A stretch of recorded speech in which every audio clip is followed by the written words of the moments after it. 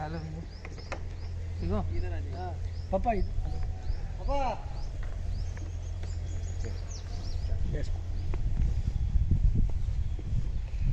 काका तो पूरे सफेद ही हो गए हैं। हाँ ये भी ठीक है। और बाकी के कहाँ से हैं आप लोग? हम गुजरात से है सर, कोकरमुंडा। हाँ सर, मनोज कहाँ है? क्योंकि आने वाले थे, गेस्ट पहुँचने वाले हैं। मनोज को बुला लेता, मैं नंबर दे देता हूँ।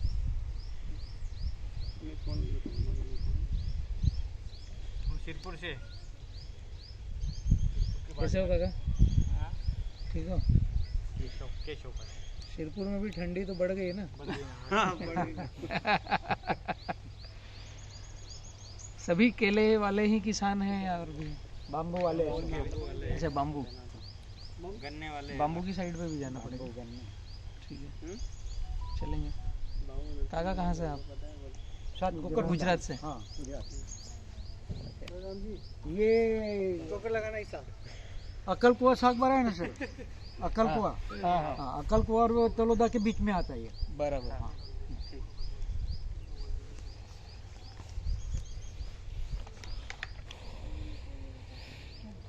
कैसा चल रहा है चोपड़ा? क्या कर रहा है? क्या केले में क्या चल रहा है? मुरुग बाग में लागवड लगे। मुरुग बाग, कांदा बाग छोड़ के। मुरुग बाग पे क्या अभी लगाया हुआ है? कांदा लगा है, कांदा बाग और मुरुग बाग भी। अच्छा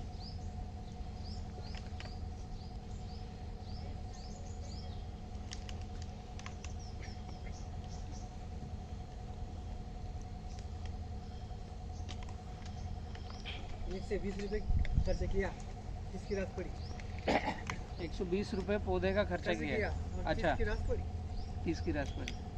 अच्छा लेकिन ये जो यूट्यूब पे देखा सब समझा कि 130 से कुछ जीरो है।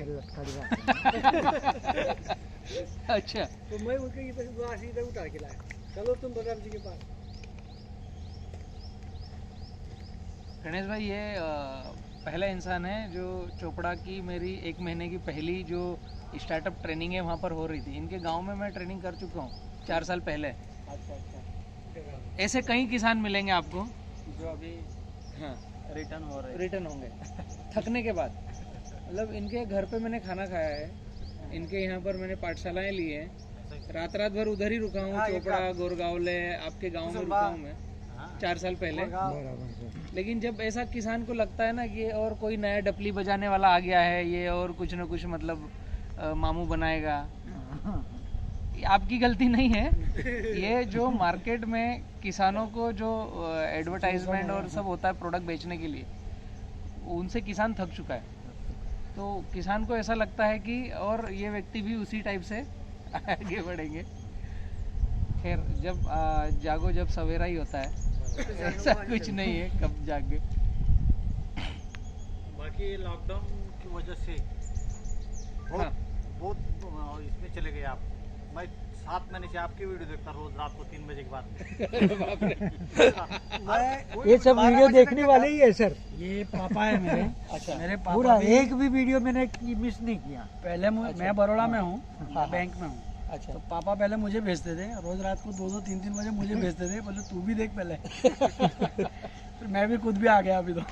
अब उसको बोला तू नौकरी छोड़ दे भैया, बलराम भाई से जुड़ गया। नौकरी अपनी जगह है, जो रोजी रोटी चल रही है उसको चलने दो, नहीं छोड़ना नहीं है। फिर भी हाँ। वो 70-30 खेती सबसे भारी। वो देखा है आपने 70-30 वाला? क्या चीज उसमें समझ में आई? किसान को क्या एडॉप्ट करना चाहिए? किसान को जो हम नली डालते हैं, हर लाइन पे नली डालते हैं। तुमने क्या बताया कि दोनों नली एक में डालो और मल्चिंग करो, नाली पाली करो। 70 जो वापसानी हो रहा है उसके नाली पाली आपने, उसमें पानी जाएगा और वापस हो जाएगा जमीन। और उसमें पानी भी कम जाएगा, वो भी चलेगा, क्योंकि दोनों जो नली है कम समय में ज़्यादा गीला हो जाएगा। बराबर कम समय में। और वो जो उसकी जो रूट जाएगी रूट और अच्छे डेवलप होगी, क्योंकि वो उधर सब खाद वाद और मल्चिंग के वास्ते ना वो ज़्यादा बढ़ोतरी ले रही। वो बहुत पसंद है। अगर मैं चर्चा शुरुआत करने से कुछ प्रश्न थे पहले मेरे। आप जैसे गुजरात से हैं, आप किसान दरबार में क्यों आए हैं और आपके क्या ऐसे प्रश्न हैं जो मैंने जिनके आंसर देना चाहिए? आपकी क्या जिज्ञासा है, क्या क्वेश्चन है? जिज्ञासा तो एक ही बात की है कि सर जी आपने इतना बड़ा अभियान चलाया है, इसके लिए पहले तो सबसे पहले आपको बहुत बहुत धन्यवाद। ठीक है, ये मेरा अकेले का नहीं है, ये हम सब किसानों को पहल करनी चाहिए। मैं जस्ट निमित्त हूँ कि शुरुआत मैंने कर दी है, लेकिन जिसको जिस दिन समझ में आ रहा है कि किसान पाठशाला का रास्ता ठीक है, तो आप अपने जगह पर, अपने गांव में, अपने घर से शुरुआत करो। मैंने शुरुआत की है ठीक है, लेकिन आप अपने पास से शुरुआत करो, इनको गाइड करो कहाँ पर आएंगे ये। आप किसान दरबार में किस लिए अभी आए थे, क्या आपके क्वेश्चन है? आज जैसे रविवार आप आए हो। किसान दरबार में आने का हमारा एक ही मकसद था, फर्स्ट आपको मिलने का।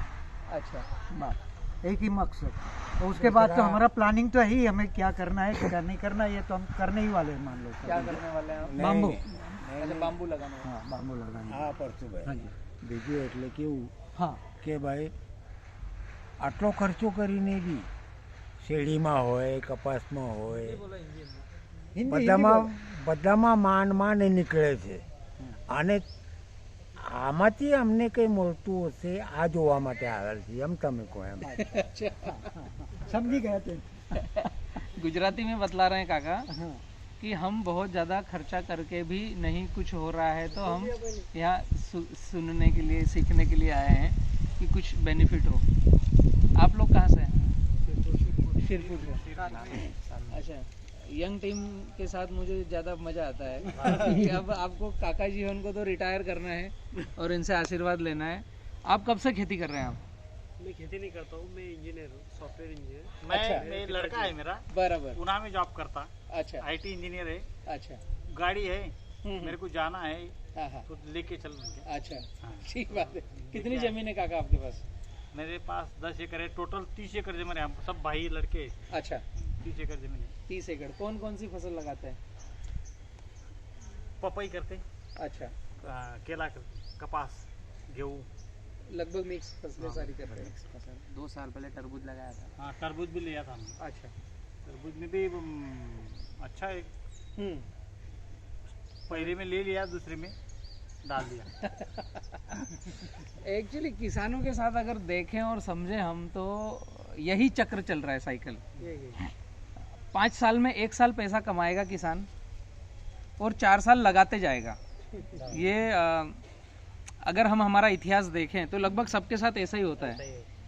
तो 1 साल अगर मैंने केले में कमा लिया, तो अगले साल केला बढ़ा दूंगा, वो मरेगा। फिर अगले साल मिर्च बढ़ाऊंगा, फिर उसमें सीखूंगा, फिर मिर्च छोड़ूंगा, फिर तरबूज बढ़ा लूंगा, फिर पपीता बढ़ा लूंगा। ऐसे अल्टी पल्टी करते करते एक ऐसा साल आएगा, ऊपर वाला सोचेगा अभी ये ज़मीन इसको बेचने नहीं दूंगा, इसको ऑक्सीजन पे रखूंगा, फिर 1 साल पैसे दे देता है ऊपर वाला।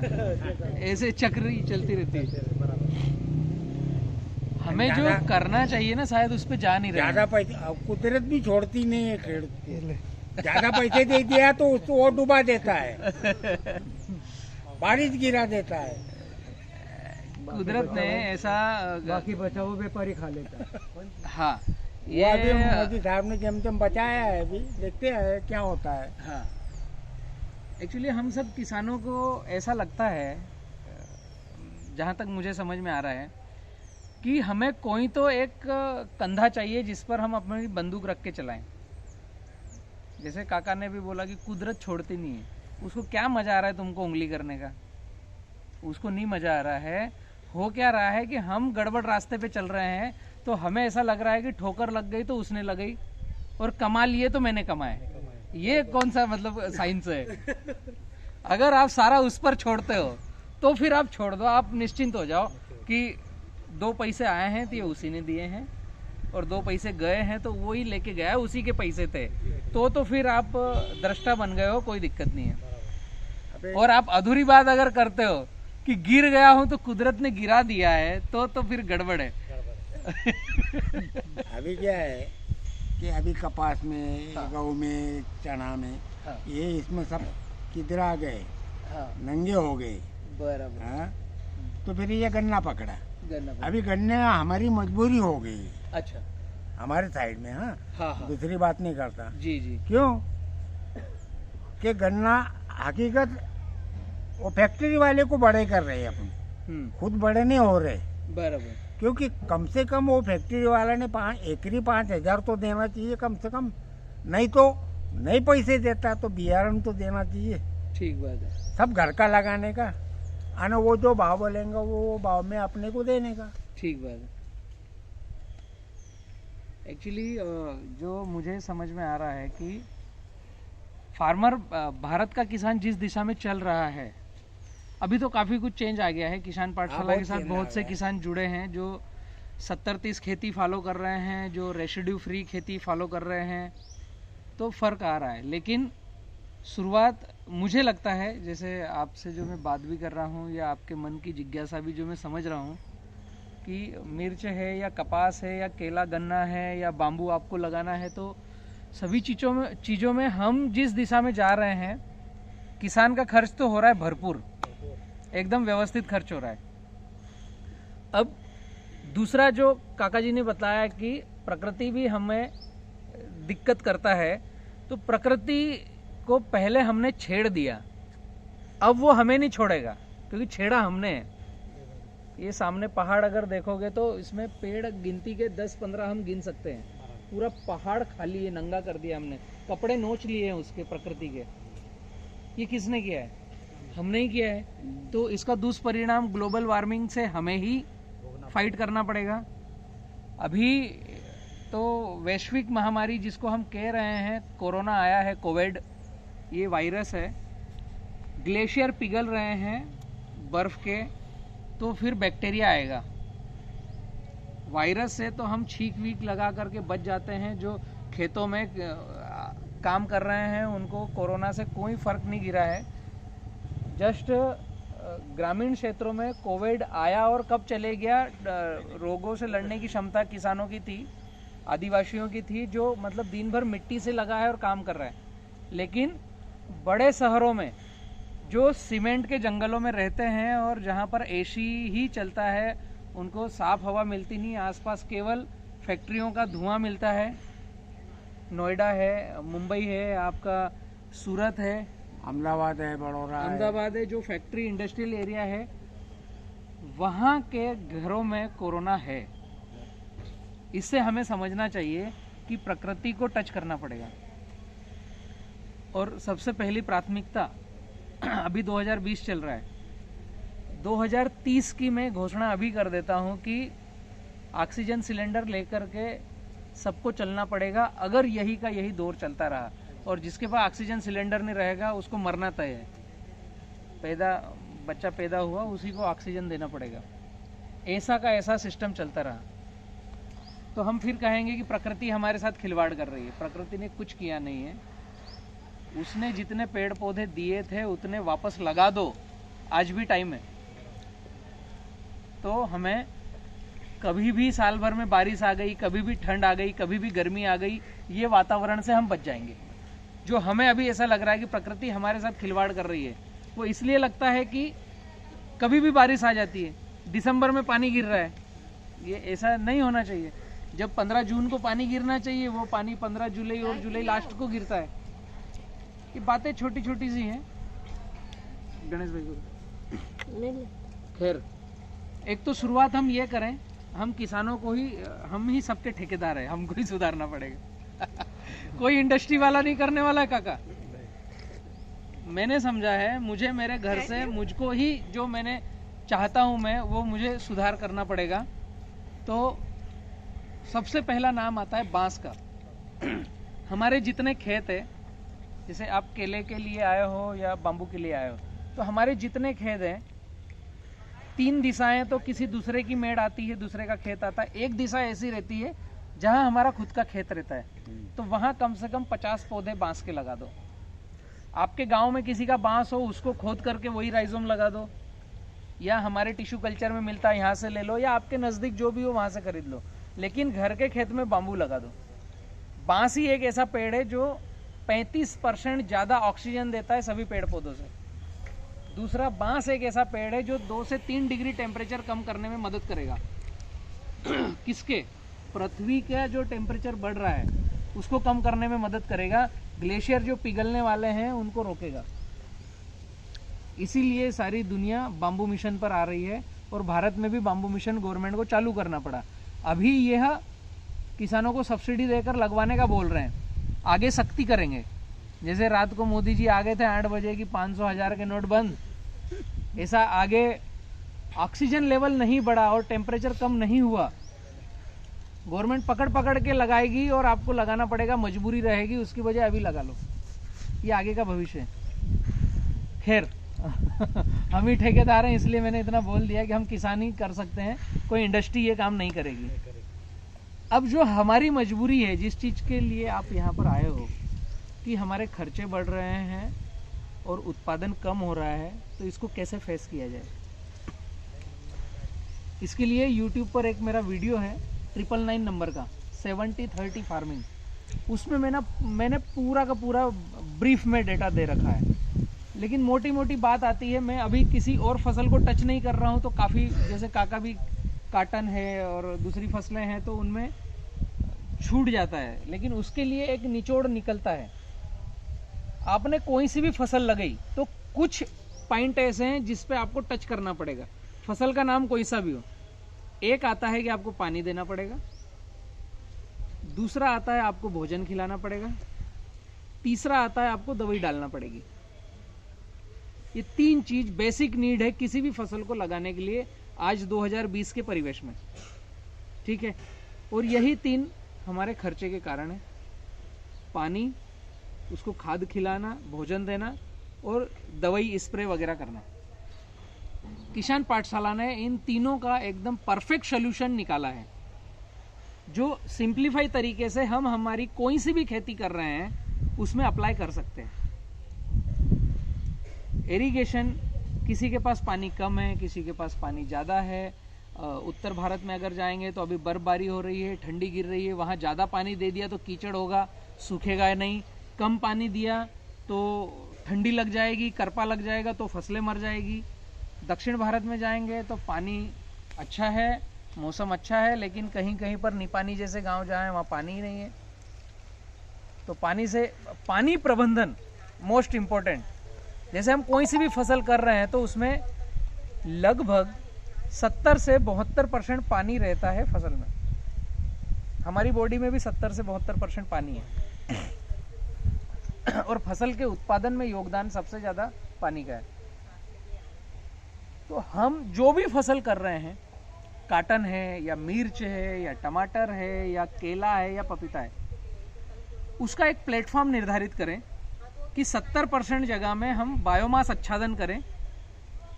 किसी भी पेड़ पौधे का सूखा अवशेष डालें, जिसमें गेहूं का भूसा जो आता है, जो चिपक जाता है, ऐसा भूसा नहीं डालना है।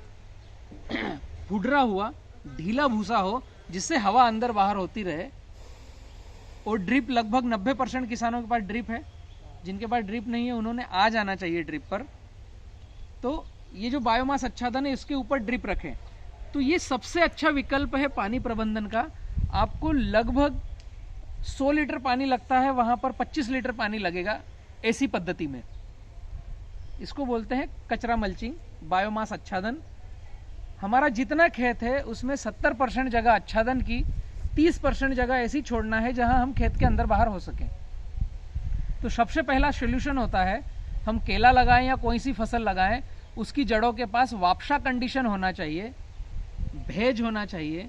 तो केवल एक ही विकल्प है कि कचरे की मल्चिंग करके उसके ऊपर ड्रिप डाल करके हम पानी देंगे। वो काटन हो या गन्ना हो या मिर्च हो या टमाटर हो, तो वो वापसा कंडीशन रहेगा और पौधा नीचे से न्यूट्रिशन अच्छे से लेगा। तो थंब रूल क्या आता है? बायोमास आच्छादन। आप दुनिया के किसी एग्रोनॉमिस्ट को मानो, आप किसी कंपनी का पौधा खरीदो, किसी कंपनी का बीज लगाओ, उससे इसको कुछ मतलब नहीं है। ये पानी प्रबंधन की एक विधि है, एक ट्रिक है, जिसको हमने कहा है 70-30 फार्मिंग। 70% में बायोमास आच्छादन, 30% में हमारे चलने फिरने की जगह। इसके बाद सेकंड नंबर पे आता है भोजन प्रबंधन। हमने जो पेड़ पौधे लगाए हैं अब उसे हमें भोजन देना है ताकि ज़्यादा उत्पादन दे। हम अगर 70-30 फार्मिंग विधि पर जा रहे हैं तो पहले साल जो फसल है उसको स्टार्टअप में, क्योंकि हमने ज़मीन को खेड़खाड़ किया है, वहाँ कोई जीवात नहीं है, वहाँ कोई अंतर्वर्ती फसल नहीं है जिसकी जड़ों से हमारे पौधे को भोजन मिले। हमने ज़मीन को पहली बार तैयार करके वहाँ पर कोई पेड़ लगाया है तो उसको अभी नीड है, उसको ज़रूरत है भोजन की। तो आपको रेसिड्यू फ्री पे जाना चाहिए। अभी यहाँ पर द्वंद्व ऐसा आता है कि जब मैं रेसिड्यू फ्री की बात करता हूँ तो जितने भी जंगली खेती वाले मित्र हैं, जितने ऑर्गेनिक खेती वाले मित्र हैं, जितने प्राकृतिक कृषि वाले मित्र हैं, उनको ऐसा लगता है कि बलराम दूसरी दिशा की बात कर रहे हैं। तो मैं कोई दूसरी दिशा की बात नहीं कर रहा हूँ, मैं आप ही जंगली और प्राकृतिक और ऑर्गेनिक की बात कर रहा हूँ। अब यहीं पर द्वंद्व आता है कि जो रासायनिक वाले मित्र हैं, जो यूरिया, डीएपी, पोटास डालते हैं, 1261, 05234, जो हाईटेक किसान हैं उनको यही पसंद आता है, 1261, 05234, chelated calcium nitrate. Normal calcium nitrate नहीं चाहिए उनको, चिलेटेड, वो क्योंकि हाईटेक हो गए ना इसलिए चिलेटेड, मतलब जो महंगा खाद आएगा वो चाहिए। तो उनको ऐसा लगता है कि बलराम भाई रेसिड्यू फ्री बता करके कुछ गड़बड़ कर रहे हैं, हमें खाद डालने का मना कर रहे हैं। तो मैं उनको भी गलत नहीं बोल रहा हूँ, उनको भी मना नहीं कर रहा हूँ। मैं दोनों के बीच का रास्ता बतला रहा हूँ कि आपको कोई भी हार्मफुल पेस्टिसाइड, फर्टिलाइजर खेत के अंदर नहीं ले जाना है, उसको खेत के बाहर ही पहले रेसिड्यू फ्री करना है। जो उसमें हार्मफुल केमिकल्स हैं उसको रिड्यूस करना है, उसके बाद में खेत में डालना है। अभी हमने नया पेड़ पौधा लगाया, आ जाओ इधर ही, नमस्ते, राम राम, आइए। कहाँ रुकते आए हो? आ रहे लेट हो गए बेटी। खैर, मैं रेसिड्यू फ्री बतला रहा था आप लोगों को। फर्टिलाइजर विधि में क्या हम अप्लाई करें, तो रेसिड्यू फ्री की बात हो रही थी। हम कोई सी भी फार्मिंग करें, थंब रूल की बात कर रहा हूं मैं, कि रेसिड्यू फ्री खाद कैसे डालें। अभी फर्टिलाइजर डालने का हर किसान का अपना एक बजट है, जो अपना जेब अलाउ करेगा वही हम डालेंगे। आप जहां से भी आए हो, जिस भी एग्रोनॉमिस्ट को मानते हो, उसने आपको पर्ची लिखकर दे दी कि यूरिया इतना, डीएपी इतना, पोटास इतना, हुमिक एसिड इतना, फलाना इतना, ढिमका इतना, अब बोल दिया, आपको पर्ची दे दी, पता चला घर गए आपका बजट आपको सपोर्ट ही नहीं कर रहा है। एग्रोनॉमिस्ट को नहीं पता है आपका बजट क्या है। तो फर्टिलाइजर आपने आपके बजट के हिसाब से डालना चाहिए, किसी एग्रोनॉमिस्ट के मुताबिक नहीं डालना चाहिए। एग्रोनॉमिस्ट एक सूत्र दे सकता है कि आज ठंडी है तो ठंडी में किन किन चीज़ों की ज़रूरत रहेगी, अमोनियम सल्फेट है या सल्फर है, वो सूत्र दे दिया। अभी कितना डलेगा ये आपका बजट तय करेगा, वरना आपका घर का रोटेशन बिगड़ जाएगा। ठीक है, तो इसको हम कैसे रेसिड्यू फ्री में जाएं और किसान खर्च आधा उत्पादन ज़्यादा को कैसे एडॉप्ट करें। उदाहरण के लिए आपका जो भी बजट था, आपका उदाहरण के लिए बजट था 4 बैग खाद डालना, 4 गोनी खाद डालना, जिसमें आपने तय किया कि 1 यूरिया, 1 डीएपी, 1 पोटास, 1 12-32-16, 4 गोनी खाद डालना है, आपने तय किया है। अब ये डायरेक्ट अगर हम खेत में डालेंगे तो ये क्या हो रहा है, केमिकल फर्टिलाइजर है। तो ये खेत में जाएगा, पहले क्या करेगा, वहां के जो भी बैक्टीरियाज है, जीव जीवात है, उनको किल करेगा, उनको मारेगा। क्योंकि डाई अमोनियम फास्फेट या 12-32-16 या पोटास जो भी है हम डाल रहे हैं, जिस फॉर्मेट में हमें मिल रहा है, उनके ऊपर कुछ बॉन्डिंग होती है, कुछ केमिकल का बॉन्ड होता है जो मिट्टी में जाता है। मिट्टी में वो साइक्लिंग करता है, बैक्टीरिया वहाँ रहते हैं, वो बॉन्डिंग को छुड़वाते हैं, तोड़ते हैं, उनका एसिड रिलीज होता है। मिट्टी में जाने के बाद जब पानी का संपर्क आता है, जब ये काम होता है। मिट्टी में डाल दिया और मिट्टी सूखा है, आपकी ड्रिप इस तरफ है और आपने खाद इस तरफ डाला है, तो भी कुछ काम का नहीं। जिस तरफ आपका ड्रिप है उसके नीचे आपने खाद डाला है, हम क्या करते हैं, किसान एक थोड़ा कट करते हैं, उसमें खाद डालते हैं और वो मिट्टी वापस लगाते हैं। इसको बोलते हैं चीरा लगा करके खाद देना।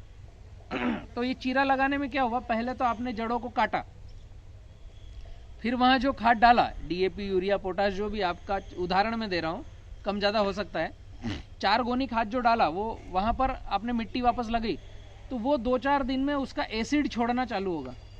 वो एसिड छोड़ेगा तो वहां के जितने जीव जीवात बैक्टीरिया है वो मरेंगे। उसके बाद में वो एसिड वहीं रुक जाएगा उसी मिट्टी में। उसके बाद में वहां जो जड़ों के मुंह है, आपने कट लगाया तो वहां जो जड़ों के मुंह है वो पूरा जलना चालू होंगे, एसिड से जल जाएगा। आप किसी भी प्लांट के जड़ों के पास कोई सा भी खाद डायरेक्ट दे नहीं सकते, सीधा खाद नहीं दे सकते, क्योंकि वो रेडी फूड नहीं है, डायरेक्ट भोजन नहीं है, वो कन्वर्ट होगा जब पौधा खाएगा। तो ये प्रक्रिया होती है 28 से 30 दिन की। नाइट्रोजन 2 से 3 दिन में लगता है, फास्फोरस पोटास ये 25 से 30 दिन बाद लगना चालू होते हैं और अगले 90 दिन तक लगते हैं। और फास्फोरस मात्र 20% लगता है, पोटास मात्र 35% लगता है, बाकी का तो फिक्स होना है, ये तय है। इसमें भी कंडीशन है कि जो आपने डाला उसमें अगर आपके खेत में बैक्टीरिया है, पीएच परसेंट 6.5 से 7 है, मिट्टी का पीएच पानी का पीएच मिलकर जो कीचड़ बन रहा है वो 6.5 से 7 है, और कार्बन लेवल 1% से ज्यादा है, तो 28-30 दिन बाद लगेगा और 20% लगेगा 90 दिन तक। अब हमने उदाहरण के लिए 2 गोनी खाद डाला, मतलब 100 किलो। उसके अंदर सबसे महंगा खाद जो आता है, हम जो सब्सिडी से लेते हैं सोसाइटी से, वो आता है डीएपी, 1250-1300 रुपए में आएगा। तो 2 गोनी का पैसा हो गया 13 दूनी 2600 रुपए। 2600 रुपए में हमें कितना मिला? 1846 उसका परसेंटेज है, 18% नाइट्रोजन, 46% फास्फोरस, और पोटास नहीं आता है, पोटास 0 है। तो हमने पैसे दिए हैं फास्फोरस के 46% के, मतलब 100 किलो में 46 किलो आपको मिला फास्फोरस, ज्यादा तो नहीं मिलेगा। अब 46 किलो का जो साइंटिफिक सूत्र है कि आपने खेत में 100 किलो डाला है तो उसका 20% लगेगा, तो 46 किलो का 20% कितना हुआ? 4 दूनी 8 और 6 दूनी 12, 9 किलो 200 ग्राम। आपने पैसा पेड किया है 100 किलो का, 2600 रुपए। 2600 रुपए में आपके पास फास्फोरस कितना आया? 9 किलो 200 ग्राम। ठीक है, तो 1 एकड़ में उदाहरण के लिए आपके पौधे हैं 1250, 1 एकड़ में केले के पौधे। अब 1250 पौधों में आपको 9 किलो 200 ग्राम फास्फोरस एक एक पौधे पर कितना जाएगा? कैलकुलेटर लगाओ एक थोड़ा। 9200 भागित 1250, तो 9200 ग्राम हो गया ये। 9200 भागित 1250, 7.36 7.36, 7.25 ग्राम फास्फोरस एक प्लांट को मिलेगा। ठीक है, जो हमने 2600 रुपए 1 एकड़ के लिए फर्टिलाइजर का पैसा डाला। अभी 1250 पौधों को ये 7.25 ग्राम कब मिलेगा? 28 दिन बाद मिलना चालू होगा और 90 दिन तक मिलेगा ये 7.5 7.25 ग्राम, थोड़ा थोड़ा थोड़ा थोड़ा। अभी 90 दिन में इसको बांटेंगे तो कितना आएगा वो पता भी नहीं चलेगा। वो पौधा क्या करेगा? ऐसे खुशबू लेगा फास्फोरस की, बस है ना, खुशबू लेके छोड़ देगा। अभी यहाँ एकदम सुंदरता क्या है पता है? हमारे घर में बच्चे की फीस भरना है, उसके कपड़े लाना है, कोई बीमार हो गया है उसको आज ही इमरजेंसी इलाज कराने जाना है, तो हम बड़वानी मतलब अच्छे हॉस्पिटल में जाने की बजाय छोटे हॉस्पिटल में जाते हैं। क्यों? क्योंकि हमने 2600 रुपए तो डीएपी में डाल दिए। अब हमारा बजट गड़बड़ गया और हमें लग रहा है कि मैं बहुत मेहनत कर रहा हूँ, प्रकृति मेरा सपोर्ट नहीं कर रही है। मैंने 2600 रुपए 1 एकड़ के केले में डाला है। अब वो 1 एकड़ के केले में लग कितना रहा है? 7.25 ग्राम प्रति पौधा, वो भी 90 दिन के ड्यूरेशन में। इसकी बजाय अगर हम रेसिड्यू फार्मिंग की तर्ज पर खेती में भोजन सप्लाई करें, हम अभी खाद दे रहे हैं जो हार्मफुल केमिकल फर्टिलाइजर हैं, उसकी बजाय हम पौधों का भोजन सप्लाई करें, उनको भोजन खिलाएं, तो उसके लिए आपको भोजन पकाना पड़ेगा। जो खेत में डालने के बाद 28 दिन की प्रक्रिया चालू होगी और 90 दिन तक लगेगा, उसकी बजाय वो काम आपको करना पड़ेगा खेत के बाहर। तो क्या करना है, एक पल्ली बिछाना है पॉलीथीन, और जो आपने डिसीजन लिया है, उदाहरण के लिए 2 गोनी मैंने बताया, तो 2 गोनी खाद 100 किलो हुआ, आपको 100 किलो डालना है खेत में 1 एकड़ में, तो पहले तो उसको 2 गोनी को करना है 1 गोनी, आधा करना है भाई। ये 2 गोनी था, उसको 1 गोनी करना है, तो आपका पैसा बच गया। 2600 लगना था, वहां 1300 लगा। अब जितना आपने खाद लिया, मतलब आपने 50 किलो खाद लिया है, तो उसके 3 गुना उसी खेत की मिट्टी ले लो। तो कहीं बाहर जाने की जरूरत नहीं। अगर घर पे हमारे गोवंश है, भैंस है, बकरी है, तो गोबर ले लो, किसी का भी गोबर चलेगा।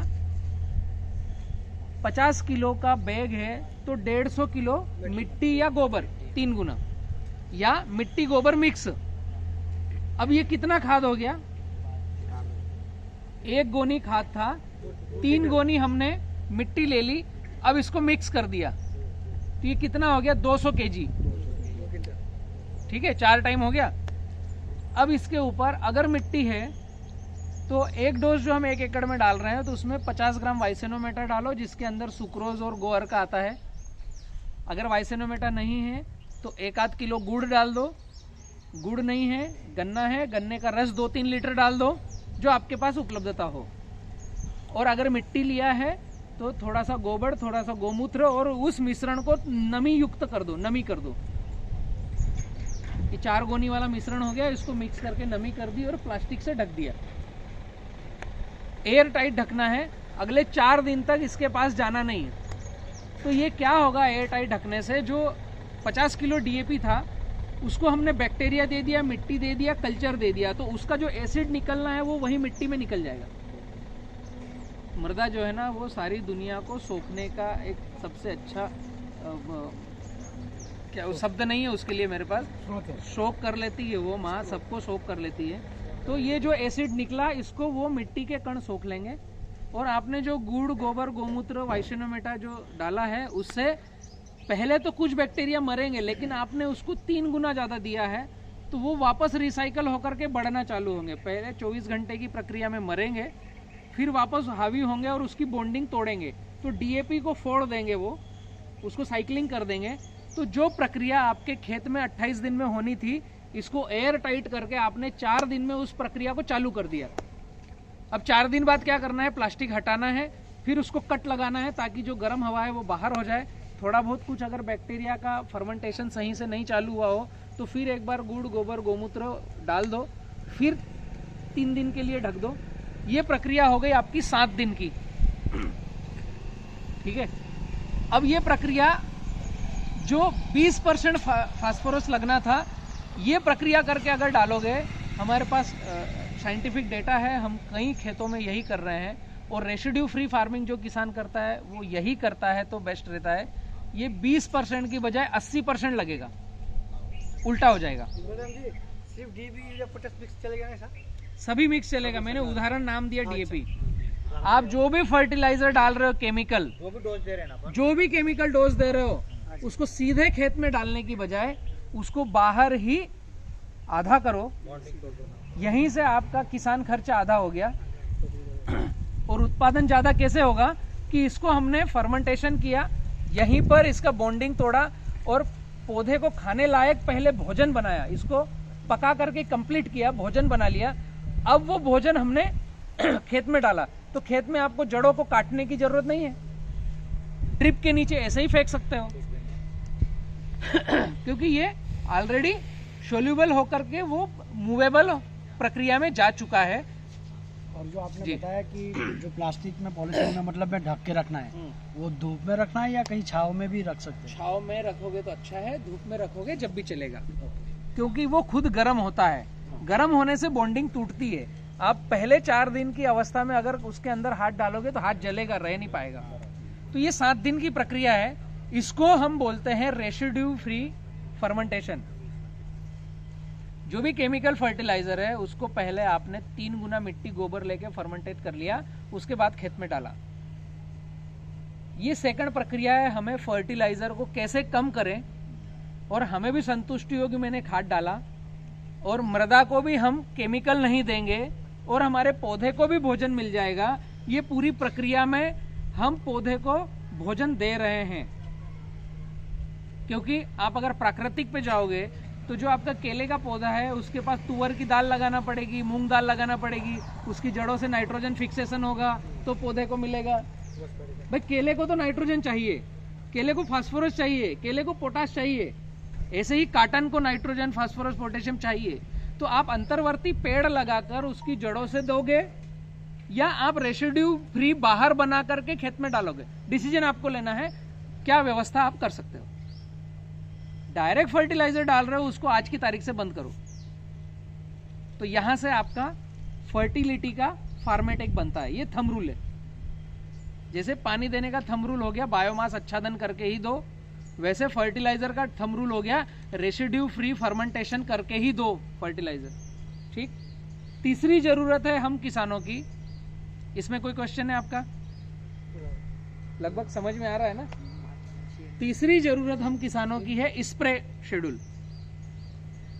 मिर्च, टमाटर, खीरा, कोई सा भी हम वेजिटेबल लगाते हैं तो सबसे ज्यादा उसमें 50% से ज्यादा स्प्रे के खर्चे आते हैं। बराबर है। अभी टमाटर, भिंडी, गिलकी सबका स्प्रे का प्रोग्राम चल रहा है, तो कोई सा भी हम भिंडी सब्जी लगाते हैं तो उसमें स्प्रे का खर्चा जरूरत से ज्यादा आता है। उसके बाद में आता है कि हमने काटन लगाया, हमने बड़ी वेजिटेबल में मिर्च लगाई, हमने फिर पपाया लगाया, हमने अदरक लगाई है, तो ये जो फसलें हैं, हमने अंगूर लगाया है, इनमें भी स्प्रे आता ही है। आज का जो परिवेश है, हम जो आज की एग्रीकल्चर है उसमें बगैर स्प्रे से हम कोई भी फसल नहीं ये किसानों की जबान है कि हम बिना स्प्रे से कोई भी फसल पका नहीं सकते। ये हमारा माइंडसेट हो गया है और प्रकृति आज की बन गई है कि हम ऐसा नहीं करेंगे तो हमारी फसल पकेगी नहीं, और कुछ हद तक ये सही भी है। तो अभी हम जो स्प्रे शेड्यूल कर रहे हैं, क्या उससे फसलें सही पक रही है?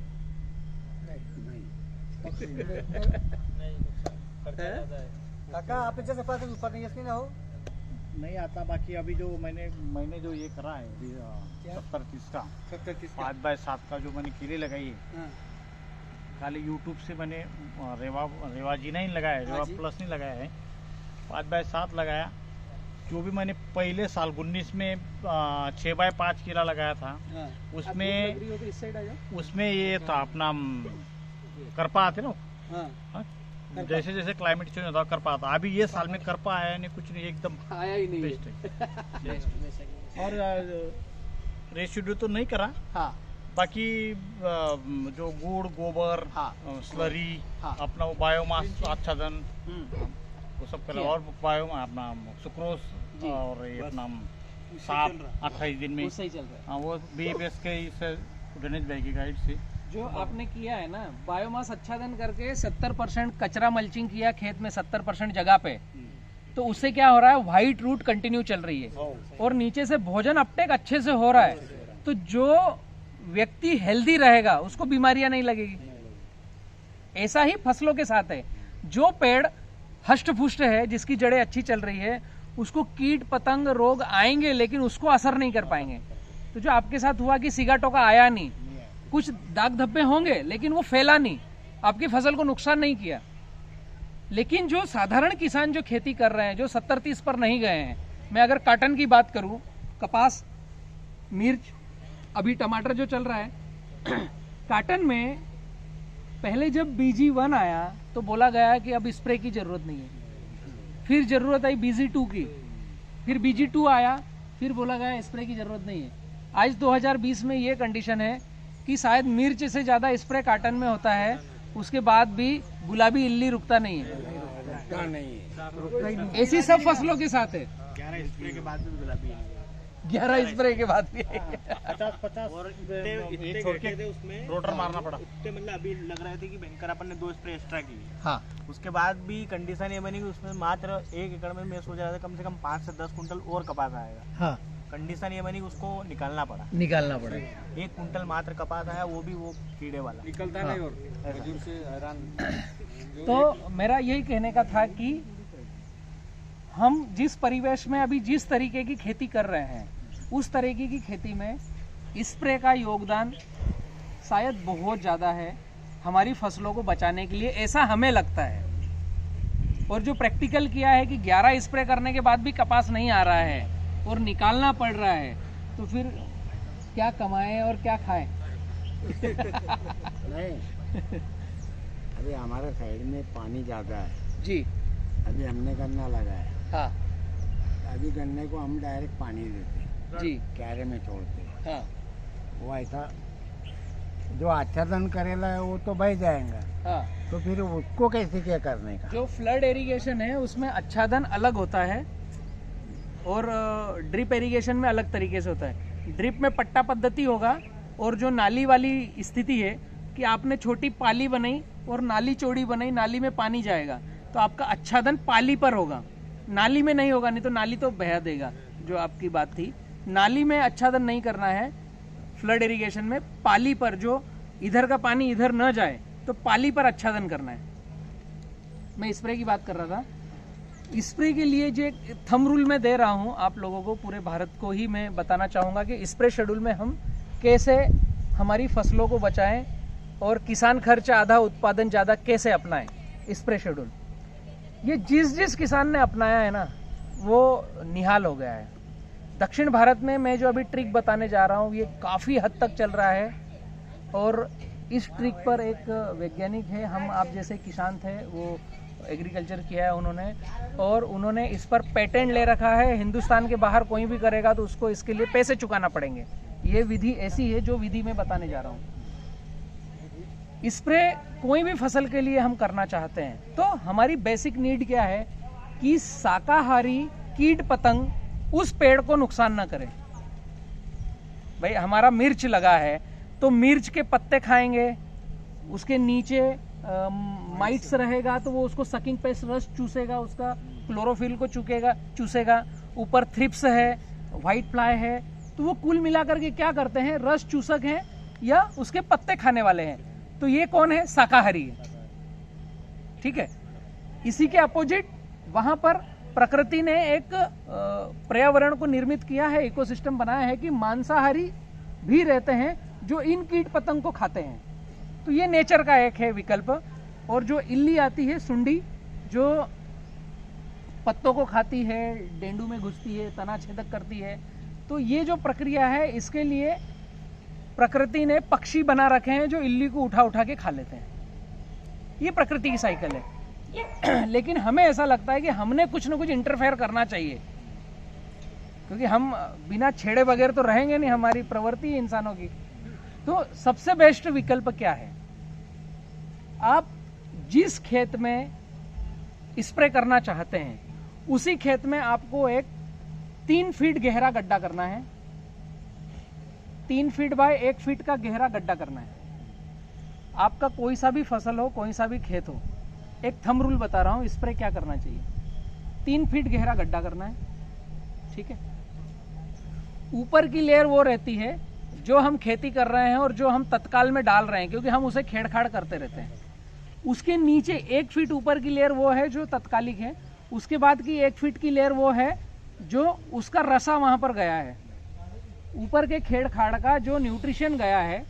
और नीचे की जो 3 फीट की जमीन वो है जो न्यूट्रिशन का महासागर है, भंडार है। गणेश कौन अटेंड करो।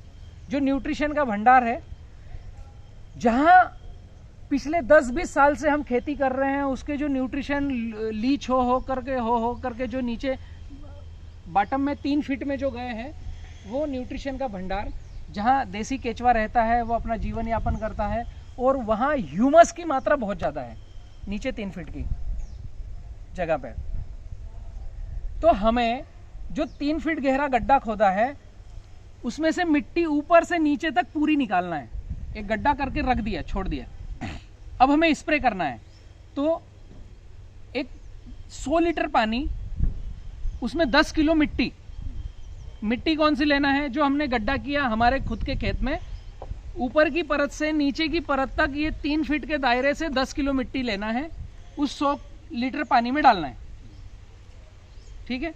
200 लीटर का अगर हमारा ड्रम है, बैरल है, तो 20 किलो मिट्टी लेना है। 10% मिट्टी केवल ऊपर की सतह की नहीं लेना है, पूरे 3 फीट की लेना है, 3 फीट में से छीलना है, उसमें से ले लेना है। अब ये मिश्रण हो गया आपका 10%। इसके अंदर आपको एक 100 लीटर पानी में 100 ग्राम वाइसेनोमेटा डालना है। वाइसेनोमेटा के अंदर गोअर का आता है, वो एंटीबैक्टीरियल, एंटीवायरल, एंटी फंगल सभी का काम करता है। आपने पुराणों में भी शायद पढ़ा होगा। गोमूत्र सबसे अच्छी औषधि है किसी को भी ठीक करना हो तो, ठीक है। ये प्रक्रिया आपने करी, 100 लीटर पानी, 10 किलो मिट्टी, 100 ग्राम वाइसेनोमेटा, उसी में डाल देना, उसी में डालना है। 10 किलो ये घोल बनाया आपने। घोल बना करके अच्छा घोलना है, अच्छा घोलना है, अच्छा घोलना है, छोड़ना है, फिर 1 घंटे बाद फिर घोलना है, फिर छोड़ना है। ये स्प्रे करेंगे कल, आज हमने घोल के रख दिया। अब घोल के रख दिया, कल हमें स्प्रे करना है। कोई सी भी फसल हो, काटन हो, मिर्च हो, टमाटर हो, खीरा हो। अभी आपका चना लगा हुआ है, चने में इल्ली बहुत आती है, मक्के में भी वो इल्ली बहुत आती है, उसको चलने नहीं देती है, सभी में आती है। और सभी को न्यूट्रिशन की भी आवश्यकता है। इसमें 2 मजेदार चीजें होगी।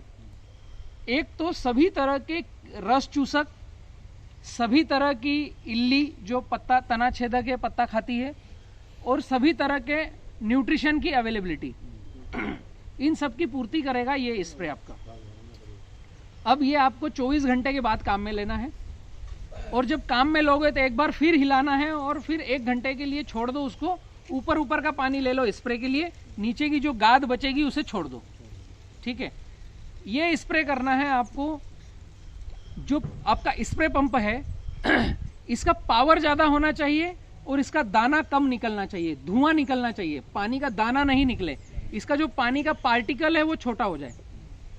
अब इसको और अच्छे से उपयोग करना है तो एक 10 लीटर पानी के लिए एक शैम्पू का पाउच, जो इस पानी के सरफेक्टेंट को तोड़ देगा, बूंद बनने की प्रवृत्ति को तोड़ देगा, ठीक है। और आपके पास अगर पैसे ज्यादा हो तो मार्केट में जाकर चिपको खरीदो, एडजुवेंट खरीदो, जो आपसा 80 जैसे पदार्थ आते हैं। वो खैर जिस किसान के पास पैसे ज्यादा हो उसने ये करना चाहिए, ठीक है। 10 लीटर पानी पे एक पाउच, जो सबसे सस्ता शैम्पू मिले। हमारा उद्देश्य क्या है, पानी का वो बूंद बनने की प्रवृत्ति को तोड़ दे। हाँ वो भी चलेगा, सरफेक्टेंट तोड़ दे। अब ये स्प्रे आपको करना है, जिस भी पंप से करना है उसमें धुआं देना ज्यादा चाहिए उसने, और पानी का दाना कम छोड़ना चाहिए। मतलब आपकी नोजल कम होना चाहिए। जो नोजल में होल होते हैं, कोई 8 होल का है, कोई 10 होल का है, कोई 12 होल का है, उसकी बजाय 2 होल, 3 होल, 4 होल, इससे ज्यादा नोजल नहीं हो। नोजल का वो फव्वारा देने का ना हो, धुआं देना चाहिए। अब ये स्प्रे करना कब है, ये सबसे बड़ी सुंदरता है। स्प्रे करना कब है? स्प्रे करने का टाइम है सुबह सुबह का, ब्रह्म मुहूर्त का। उस समय क्या होता है, जो पौधे हैं कोई से भी, उनका जो रोम रंध्र होता है, जो फोटोसिंथेसिस वाला होती है प्रक्रिया, वो शुष्क अवस्था में स्टॉप रहता है। और जैसे ही सूर्य उदय होता है उस समय हल्की सी लाइट आती है। सूर्य उदय नहीं हुआ, लाइट आ गई, उसको बोलते हैं संध्या काल। संध्या काल में पत्ते को सेंस हो जाता है कि अब सूर्य उदय होने वाला है। तो सूर्य उदय होने वाला है तो मुझे क्लोरोफिल से फोटोसिंथेसिस करनी है। फोटोसिंथेसिस करनी है तो मुझे अपने रोमरंध्र खोलना है। रोमरंध्र खोलना है तो वहां से उसकी स्मेल चालू हो जाती है, खुशबू चालू हो जाती है कि मैं अब जग गया हूं, मैं फोटोसिंथेसिस के लिए तैयार हूं। तो जितने भी सकिंग पेस्ट, कीट पतंग है, उनकी बौछार होती है पत्तों के ऊपर। उस समय खुशबू आती है, उस समय वो जाते हैं और वहां पर खाना पीना सब चालू करते हैं, सुबह सुबह के टाइम में। तो स्प्रे का टाइम है सुबह। इसको और अच्छा मैं अगर कहूं तो कौन से दिन करना चाहिए, तो आप कैलेंडर उठाओ, उसमें देखो अमावस्या कब है और पूर्णिमा कब है, ठीक है। ये छोटी छोटी सी ट्रिक है। इस ट्रिक को अपनाया हमने तो स्प्रे के खर्चे कई गुना खत्म कर लेंगे, हम जीरो कर लेंगे स्प्रे के खर्चे को, ठीक है। अमावस्या पूर्णिमा पर टैग लगाया, अमावस्या और पूर्णिमा पर सुबह का समय और अमावस्या है। ये प्रकृति ने एक साइकिल बना के रखी है। इस समय चंद्रमा और प्रकृति का एक दूसरे से खिंचाव होता है। अगर आप समुद्र में भी देखोगे तो ज्वार भाटा केवल अमावस्या और पूर्णिमा को ही आता है। क्या है ऐसा? समुद्र पूरा उठता है, चंद्रमा से मिलने की कोशिश करता है, इसलिए ज्वार भाटा आता है। तो ये साइंटिफिक है, ये जादू जैसा ऐसा कोई ट्रिक ऐसे छूमंतर नहीं है, ये साइंस है कि अमावस्या पूर्णिमा को जो सकिंग पेस्ट है, इल्ली है, ये मीटिंग करते हैं, अपनी प्रजनन क्रिया बढ़ाते हैं और अपनी नई जनरेशन को बहुत ज़्यादा मात्रा में बढ़ा सकते हैं। उस दिन जो भी कार्य आप करोगे वो बहुत अच्छा होगा, जो नहीं करोगे तो सुस्त अवस्था में भी बहुत अच्छा जाओगे। उस दिन जो करोगे वो सब एक्सट्रीमली होगा। तो अमावस्या पूर्णिमा को स्प्रे करना है, सुबह स्प्रे करना है और केवल मिट्टी और वाइसेनोमेटा का ही स्प्रे करना है, इसके अलावा कुछ स्प्रे में डालना नहीं है। तो आपका इल्ली, सकिंग पेस्ट, तना छेदक, आपका व्हाइट फ्लाई, सबका कंट्रोल मिलता है। ये मेरा 100 उपयोग किया हुआ है और आप इसका उपयोग कर सकते हो किसी भी फसल में। ये स्प्रे लेते हैं तो कोई तना छेदक डालने की आवश्यकता नहीं। अभी आप ट्रायल कीजिए, आप जो भी मुझे सुन रहे हैं, आप ट्रायल कीजिए। अभी चने की फसल लगी है, आप ट्रायल कीजिए। अभी टमाटर लगा हुआ है, अभी जो भी फसल आपके पास है उस पर ट्रायल करो और आपके फीडबैक मुझे भेजो, आपके खेत में इसका स्प्रे करने से क्या रिजल्ट आया। इसमें किसान खर्च 0, आधा नहीं, 0। न्यूट्रिशन, माइक्रो न्यूट्रिएंट्स की बाढ़ है मार्केट में कि हम माइक्रो न्यूट्रिएंट्स डालेंगे तो ही हमारी फसलें होगी। और जैसे जैसे ये ठंडी बढ़ती है, पौधा नीचे से अपटेक करना कम होता है भोजन को, तो आपने जो 3 फीट के मिट्टी का मिश्रण लिया और नीचे का जो बॉटम वाला मिट्टी है उसको लेकर के आपने घोल के स्प्रे किया, तो ये माइक्रो न्यूट्रिएंट्स का महासागर है।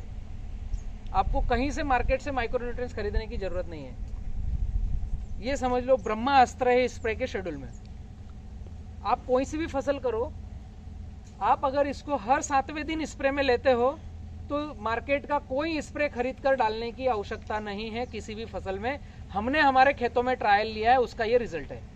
आप पहले आपके खेतों में ट्रायल लो, फिर इसको कंटिन्यू करो। खेत में जो फसल लगाई, जो मक्का लगाया, चना लगाया, वही मिट्टी लेने का, वहीं के खेत की मिट्टी ले लो।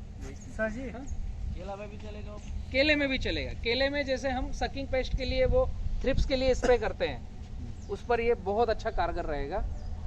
ये एक थंब रूल है किसी भी फसल के लिए। सर आयुर्वेदिक प्रोडक्ट होती है जैसे शतावरी है या सफेद मूसली है, उसके ऊपर भी ये काम लगता है फिर? हाँ, एक्चुअली हमने नाम दे दिया कि ये आयुर्वेदिक प्रोडक्ट है। ओके। वो तो प्रकृति है ना, मक्का भी प्रकृति है, सफेद मूसली भी प्रकृति है, ठीक है। और हम मिट्टी को डाल रहे हैं, प्रकृति को प्रकृति से मिला रहे हैं। हमने कुछ इसमें केमिकल, हार्मफुल, पेस्टिसाइड, फर्टिलाइजर कुछ दिया नहीं है। हमने जस्ट क्या किया है, एक तो न्यूट्रिशन की भरमार उसको दे दी, तो कोई सकिंग पेस्ट उसको सक करने आएगा भी तो उसको वो चूसने के बाद भी उसमें न्यूट्रिशन वैल्यू कम नहीं कर पाएगा। दूसरा, मिट्टी जहाँ है वहाँ ऐसी प्रक्रियाएं होना रुक जाती है, छेड़छाड़ करना, क्योंकि जो सकिंग पेस्ट हैं उनमें भी अंदर वो मिट्टी से ही बने हैं। और नीचे जमीन की सतह जो है, इसके 1.5 फीट के लेयर में महासागर है बैक्टीरिया का, वो हमने स्प्रे के माध्यम से पत्तों पर डाल दिया। और उन बैक्टीरिया को अनलिमिटेड काउंटिंग बढ़ाने के लिए हमने क्या किया, उसमें वाइसेनोमेटा डाला। तो वाइसेनोमेटा के अंदर आता है सुक्रोज, दूसरा आता है गोअर्क। तो इसने क्या किया, उन बैक्टीरिया की तादाद अनलिमिटेड बढ़ाई 24 घंटे में। और गोअर्क ने क्या किया, एंटी बैक्टीरियल, एंटी वायरल का काम किया। ये सब साइंस है, जादू जैसा कुछ नहीं है। लेकिन हमें विश्वास नहीं है क्योंकि हम पैसे दे करके नहीं लगाएंगे। तो पहले आप ट्रायल करो, आपके जितनी भी जमीन है उसमें आधे एकड़ में आप ट्रायल करो और उसका फीडबैक मुझे भेजो। तो हमने मोटा मोटा क्या समझा अभी कि पानी प्रबंधन करना है तो 70-30 बायोमास आच्छादन से तो आपका 100 लीटर पानी की बजाय 25 लीटर पानी में काम होगा और पौधे बहुत हेल्दी चलेंगे 70-30 फार्मिंग के सूत्र से। खाद प्रबंधन करना है तो आपको रेसिड्यू फ्री वाला फर्मेंटेशन बना करके खाद डालना है, ताकि आप जो भी खाद डाल रहे हो तो आपका खर्च आधा हो गया। और स्प्रे शेड्यूल लेना है तो धरती माँ का ही स्प्रे करो, मिट्टी का ही स्प्रे करो, 3 फीट की लेयर से मिट्टी निकालो, घोलो, स्प्रे करो। तो ये 3 हमारी आवश्यकताएं हैं कृषि करने की, हम किसानों की नीड है। ये 3 चीजें हमारी सुधर गई तो हमें कभी किसी के पास 2 लाख रुपए माफ करवाने के लिए जाना नहीं पड़ेगा। हमारा ओट हमें बेचना नहीं पड़ेगा। जी वो आच्छादन जो है पहले से करना पड़ेगा का समझो अभी पहले दिन से जब आप फसल लगा रहे हो अभी 3 महीने का फील्ड बाग हो गया तो भी कर सकते हैं, बाद में भी कर सकते हैं, लेकिन पहले दिन से हमने किया तो ज्यादा अच्छा रिजल्ट आएगा, क्योंकि हमें जमीन को ढीली रखना है, पोरस रखना है, तो उसकी जड़ें सब दूर चलती रहे, घूमती रहे। फील्ड बाग के लिए करना है। फील्ड बाग के लिए भी आप जिस दिन जाग जाओ उसी दिन सवेरा हो जाता है। जिस समय जाग गए उस समय सूर्योदय हो गया। छोड़ के करना पड़ेगा। एक पट्टा छोड़कर। हाँ 6 बाय 5 की लागुड़ है। हाँ पट्टा छोड़ के। तो एक में पूरा बायोमास आच्छादन करो, ड्रिप उसके ऊपर रखो, एक छोड़ दो, फिर एक आच्छादन, एक छोड़ दो, इस टाइप से करो। नहीं अभी जो फील्ड बाग है ना, अभी फील्ड बाग में प्रत्येक पट्टी में, हर पट्टी में वो है, तो ये उठाना पड़ेगा क्या? उसको एक में डालो, एक को छोड़ो, क्योंकि क्या होगा, प्रत्येक पट्टी में आपने बायोमास आच्छादन रखा है, तो फिर आप हर लाइन में चल फिर करोगे, आपको रास्ता नहीं है ना पता कि हमें किस लाइन में जाऊं, और जितनी बार आप मिट्टी पे जाओगे उतनी बार उसको पुश करोगे, दबाओगे, तो मिट्टी कॉम्पैक्ट होगी, तो फिर हमारा उसको ढीला पोरस रखने का उद्देश्य खत्म हो गया। फिर इसलिए एक में करो, और एक हमारे लिए रास्ता रखो अंदर बाहर जाने के लिए, ताकि हम उस पाथ से जाएं, और फिर वहाँ न तो खाद देंगे, न पानी देंगे, न वहाँ दवाई डालेंगे, कुछ नहीं करेंगे। जो मल्चिंग करे जो नली है ऊपर आएगा, ड्रिप के ऊपर, जो तड़े गिरेंगे ड्रिप के ऊपर बिना मल्चिंग वाली ऊपर ड्रिप के ऊपर फिर वो तड़े से कुछ होने का नहीं कुछ फायदा तड़े आना चाहिए। अगर वो तड़कन नहीं है, अगर वो मिट्टी में क्रैकिंग नहीं है, तो सीगा टोका, वायरल, फंगल आपके केले के खेतों से बाहर नहीं जाएगा। वो तड़े सीगा टोका का इलाज है, क्योंकि जैसे ऊपर पत्तों को हवा चाहिए, ऐसे जड़ों को भी हवा चाहिए, और हमने पूरी जमीन में ड्रिप डाल करके उसे चल फिर करके टाइट कर दिया है, तो वहां पर जड़ों के पास हवा जाएगी नहीं, तो पौधा अच्छे से भोजन उठाएगा नहीं। ये जो तड़ है, यहाँ से हवा अंदर बाहर हो रही है, और हम जो ड्रिप का पानी दे रहे हैं तो ये एयर कर्टन का काम कर रहा है, हवा को बाहर निकल रहा है, तो पौधा हेल्दी और स्वस्थ चलेगा। सर अभी जैसे कोई सी फील्ड में जाते हैं, तो जैसे बनाना की फील्ड की बात करें तो वो नाली रहती है, हाँ। 5 बाय 5 में लगाते हैं, तो जो अपन आच्छादन बोल रहे हैं सर, तो वो नाली में भी 1 बाय 1 छोड़ के कर सकते हैं। हाँ, ड्रिप पद्धति वाला जो है, ड्रिप में उसमें एक में पूरे में बायोमास आच्छादन करो, एक छोड़ दो, एक में कर दो, एक को छोड़ दो, और उसके ऊपर ड्रिप, उसके ऊपर ड्रिप कर दो, तो ये हेल्दी फील्ड रन होगी आपकी, व्हाइट रूट अच्छे से बढ़ेगी और पौधा स्वस्थ रहेगा। रवि जी अभी तुम बोलते हैं 5 बाय 9 लगाओ, 5 बाय 7 लगाओ, तो जलगांव में हमारा तो 25, 27, 28 तब बन रहता। हाँ। तो हम तो क्या, आपको क्या लगता है कि हमारा जो पेंदा है हाँ। पेड़ का तो जल जाएगा, कैसे आएगा इतना? ठीक बात है, तो उसका क्या इलाज है सर? 5 बाय 7 के ऊपर आप गए, हाँ कम से कम 5 बाय 7 केले को चाहिए। इसका 35 स्क्वायर फीट का ओरा बनता है, और अच्छा करना है, हर 6 महीने में केले की कटिंग लेना है, तो 5 बाय 9 पे जाना पड़ेगा। ठीक है, अब जो अप्रैल और मई और अभी तो जून भी शामिल हो गया गर्मी में, क्योंकि बारिश आती नहीं है, बारिश आती है जुलाई में। मध्य प्रदेश या गुजरात या महाराष्ट्र को मैंने अभी देखा है पिछले 4 साल से, 5 जुलाई के बाद ही बारिश आती है, उसके पहले आती नहीं है। तो जून का पूरा महीना ही टेम्परेचर का हो गया है, और वो गर्म हवाएं देता है, लू चलती है। जलगांव में आपके यहाँ पर जितना टेम्परेचर और गर्म हवाएं चलती है, उससे 2 डिग्री ज़्यादा बड़वानी में है। हाँ, क्योंकि वहाँ पर पहाड़ नहीं है, और वहाँ पर केले की संख्या ज़्यादा है, तो कुछ न कुछ वो ठंडा करता है। उसके बावजूद हमने यहाँ पर 5 बाय 9, 5 बाय 8, 5 बाय 7 पे केला लगाया है। वो अभी हम फील्ड पे जाकर देखेंगे, लेकिन वो बचाएगा कैसे? हम जो 5 बाय 5 या 5 बाय 6 की खेती करते हैं, उसमें नया सकर कब छोड़ते हैं हम क्या? हाँ, माल कटन के बाद वही बात, लगभग आधा माल कट जाए, 11 महीने 10 महीने, हाँ, 10 से 11 महीने के बाद में हम नया सकर छोड़ते हैं। छोटा। तो अभी जो मेरा पौधा 5 बाय 5 पे बड़ा हुआ, तो जब फ्लावरिंग देने आएगा उस समय उसके 70% पत्ते झुक जाएंगे।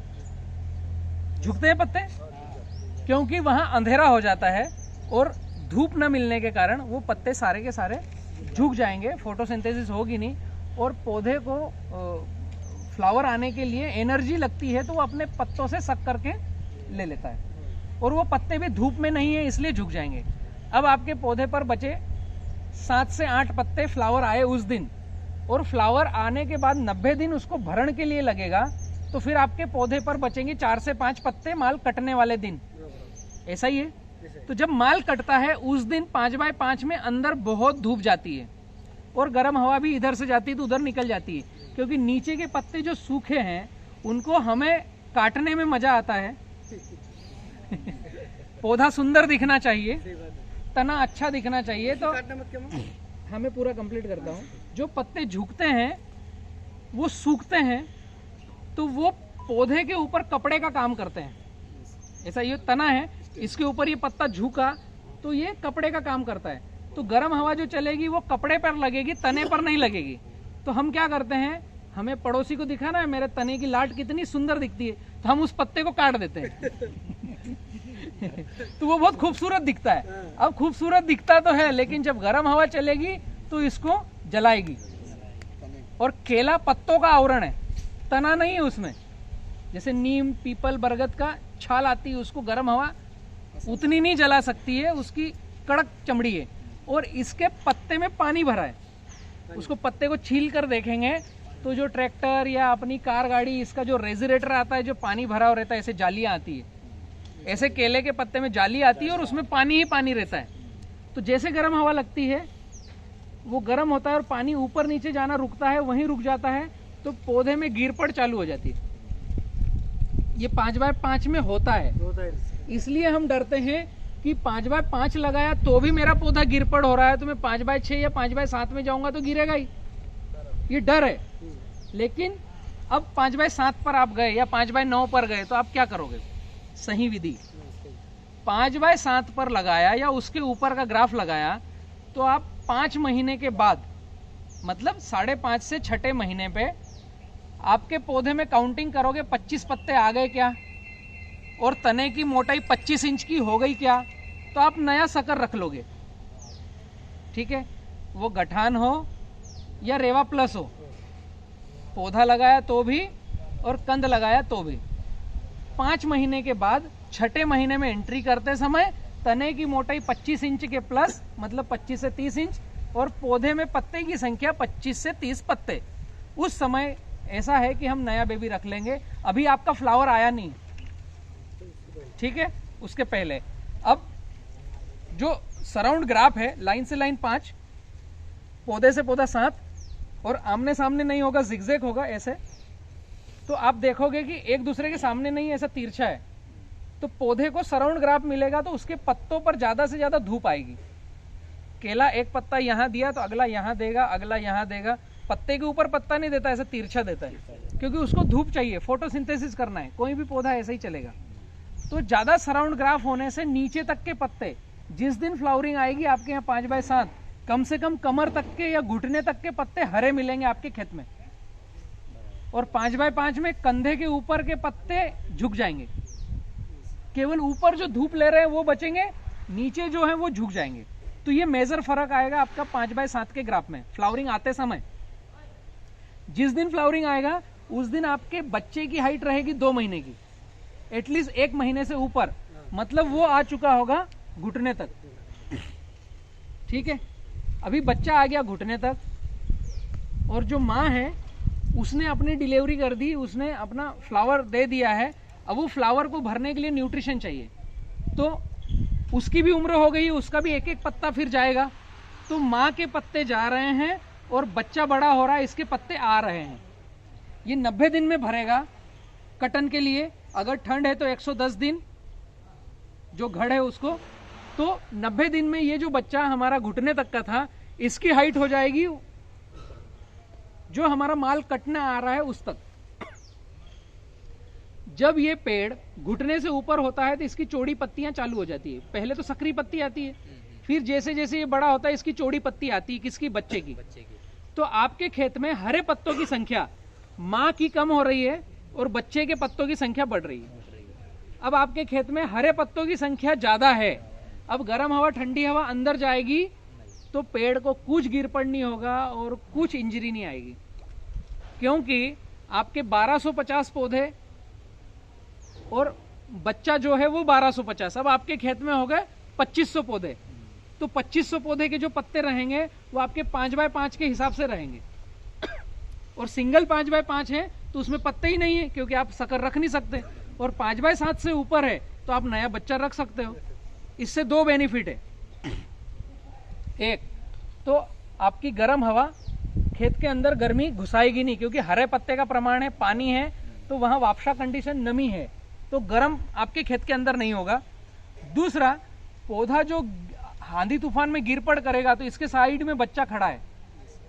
अब दो एक साथ नहीं गिरते हैं, एक होता तो गिर सकता है, उखड़ सकता है, टूट सकता है। दो एक साथ हैं तो वो एक दूसरे का जुड़ाव है, दो एक साथ नहीं गिरते हैं। तो गिर पड़ खत्म, टूट खत्म। और तीसरा सबसे बड़ा बेनिफिट, ये माल कटा और इसके 6 महीने बाद नई फसल फिर काटोगे, क्योंकि आपका बच्चा ऑलरेडी था बड़ा, वो जवान हो चुका था। अब जैसे आपका माल कटा तो ये पूरा पानी उसको मिलना चालू हुआ, अगले 4 महीने बाद ये फ्लावर दे देगा और अगले 3 महीने बाद ये कटेगा। ये साइंस है, जादू जैसा कुछ नहीं है। हमने केवल क्या देखा है, जो पौधे बेचने वाली कंपनियों ने दिखाया, हम किसानों को नॉलेज नहीं है, और हमें जो आकर के जो माल बेचता है वो जो बतलाता है वही हमको पता है। तो हमें जो पौधे बेचने वाली कंपनियों ने दिखाया कि 5x5, क्योंकि उनको पौधा बेचना था 1750, ठीक है, और 5x5 क्योंकि मार्केट में सिगा टोका की दवाई बिकना जरूरी है। कमाऊ पुत्र तो एक ही है ना हमारे हिंदुस्तान में, किसान, वही सबको कमा के देगा। तो ये पूरा एक सिस्टम है। हमें हमारा सोच विवेक लगाना है कि हम क्या खेती कर रहे हैं, तो किस तरह से देखें। जी नमस्कार, आप लोग कहाँ से आए? नंदुरबार। अच्छा, नंदुरबार से आए। थोड़ा आप लेट हो गए थे, तो इनका यहाँ का विजिट हो गया है। अभी हम फील्ड पे चल रहे हैं, तो अभी हम खेतों में चलते हैं, फिर आकर के आप विजिट कर लीजिएगा। एक क्वेश्चन था जी। आबाने ना 4 बीघे में 400 टाली माटी डाली ले। अच्छा, 400 टाली नई माटी डाली। अच्छा, केला अच्छा आना चाहिए, 40 की रास आनी चाहिए। हाँ इसके लिए वास्ते डाला है वो। हाँ, देखिए 4 बरस हो गया, केला जम ही रहा है। पहले जम रहा था कितना 800 ट्राली लाए, 800। हाँ, 8 बीघा में। इनको पानी वगैरह पिला दिया। ये एक अच्छे बड़े एग्रोनॉमिस्ट ने एक प्रोटोकॉल लॉन्च किया है जो किसान को व्यस्त रखता है और मस्त रखता है। क्या प्रोटोकॉल है कि आपकी काली मिट्टी है तो उसमें तालाब का गाद डालो, बड़ा तना आएगा। ये आपको काम धंधे पर लगा रहे हैं वो। ये चूतिया सही है, फालतू गड़बड़ है ये कुछ मतलब नहीं है। आपने प्रैक्टिकल किया ना, 400 ट्राली डालने के बाद 4 साल से फसल खराब आ रही है। थंब रूल नहीं फॉलो करोगे, आपकी जैसी भी मिट्टी हो उसमें बायोमास आच्छादन किया, वहां पर बैक्टीरिया कॉलोनी डेवलप करी, जीव जीवात जीवाश्म की एक साइकिल डेवलप करी, तो उत्पादन अच्छा आएगा। आप जहां से मिट्टी लेकर के आए वहां कौन से बैक्टीरिया कौन से फंगस थे आपको ही पता नहीं है। आपने तो जो अच्छे एग्रोनॉमिस्ट ने आपको बताया, हाईटेक एग्रोनॉमिस्ट ने, कि काली मिट्टी के ऊपर पीली मिट्टी डालो, काली मिट्टी के ऊपर तालाब की गाद डालो तो वो क्रैक नहीं आएगा, तो केला अच्छा पकेगा। तो ये अधूरा सत्य है, पूर्ण सत्य नहीं है। इससे नुकसान भी होता है जो आप उठा चुके हो। एक तो 400 ट्राली का पैसा। बलराम जी, एक क्वेश्चन मेरा, बोल रहे बराबर नहीं, ये पीली मिट्टी में केला कैसा अच्छा आता है? उसका ये कारण है कि पीली मिट्टी में कैल्शियम ज्यादा होता है और केले को पोटास सबसे ज्यादा लगता है। जो हम अभी फसलें कर रहे हैं उसमें जो केला ऐसी फसल है जिसको पोटास सबसे ज्यादा लगता है। और पोटास जब उठता है जब जमीन में कैल्शियम हो, या आपने कैल्शियम डाल दिया हो, या कैल्शियम रेडी फार्म में हो। भाई काली मिट्टी में आपने पोटास डाला और मिट्टी में कैल्शियम नहीं है तो आपको कैल्शियम अलग से डालना है। पीली मिट्टी में कैल्शियम भर भर के है, नेचुरल कैल्शियम है। आपने वहां पोटास डाला कि पौधे ने उठाया, आपने पोटास डाला कि पौधे ने उठाया, और केले को सबसे ज्यादा लगता है पोटास। एक सबसे बड़ा ये कारण है। दूसरा कारण है उसका पानी पकड़ने की अवस्था जो है वो ठंडा रहता है और पानी को सॉफ्ट तरीके से पकड़ के रखता है, जो अदर मिट्टी उस तरीके से पकड़ के नहीं रखती है। वो भेज कंडीशन बना के रखती है पीली मिट्टी। ये दो मेन कारण है। केले को सबसे ज्यादा पोटास लगता है तो उसमें कैल्शियम मदद करता है जो पीली मिट्टी में रहता है। मैंने इसलिए बोला ये अधूरा सत्य है। आपने बायोमास आच्छादन कर दिया तो वहां जीव जीवात की कॉलोनी आ गई, वो सब पौधे को कैल्शियम न पोटास न सब अवेलेबल करा देगी, फिर हमें मिट्टी को डालने की आवश्यकता नहीं है। मैंने 6 बाय 5 लगाया है। हाँ 25 की रास आई थी पहली। अच्छा तो फिर आपकी वीडियो जब से मैंने देखा मार्च महीने से, उस हाँ। टाइम कटिंग हुई थी। अच्छा इसमें ही कटिंग हुई, लॉकडाउन में कटिंग हुई। लॉकडाउन में 300, 350, 350 के भाव से अच्छा। माल गया सब। हाँ। 120 टन गया माल। अच्छा। तो 8000 झाड़े पूरे खेत में वो कचरा था। हाँ। फिर हमने वो गलती ऐसी हुई मेरे से कि मैंने टेबल पे लगा दी थी डायरेक्ट। अच्छा बराबर पे लगा दिया। बराबर पे लगाया ठीक था। है। तो फिर आपका वीडियो देख के मैंने वो नाली पाली करी, हाँ ऊपर से मल्चिंग डाल दिया। अच्छा वो अपना ये नली डाल दी। बराबर। और गणेश भाई को सलाह लेके हर बार मैंने फिर वो सुक्रोज भी मंगवाया मैंने अच्छा यहाँ से, और अपना जो गुड़ गोबर हाँ। वो भी चालू रखा।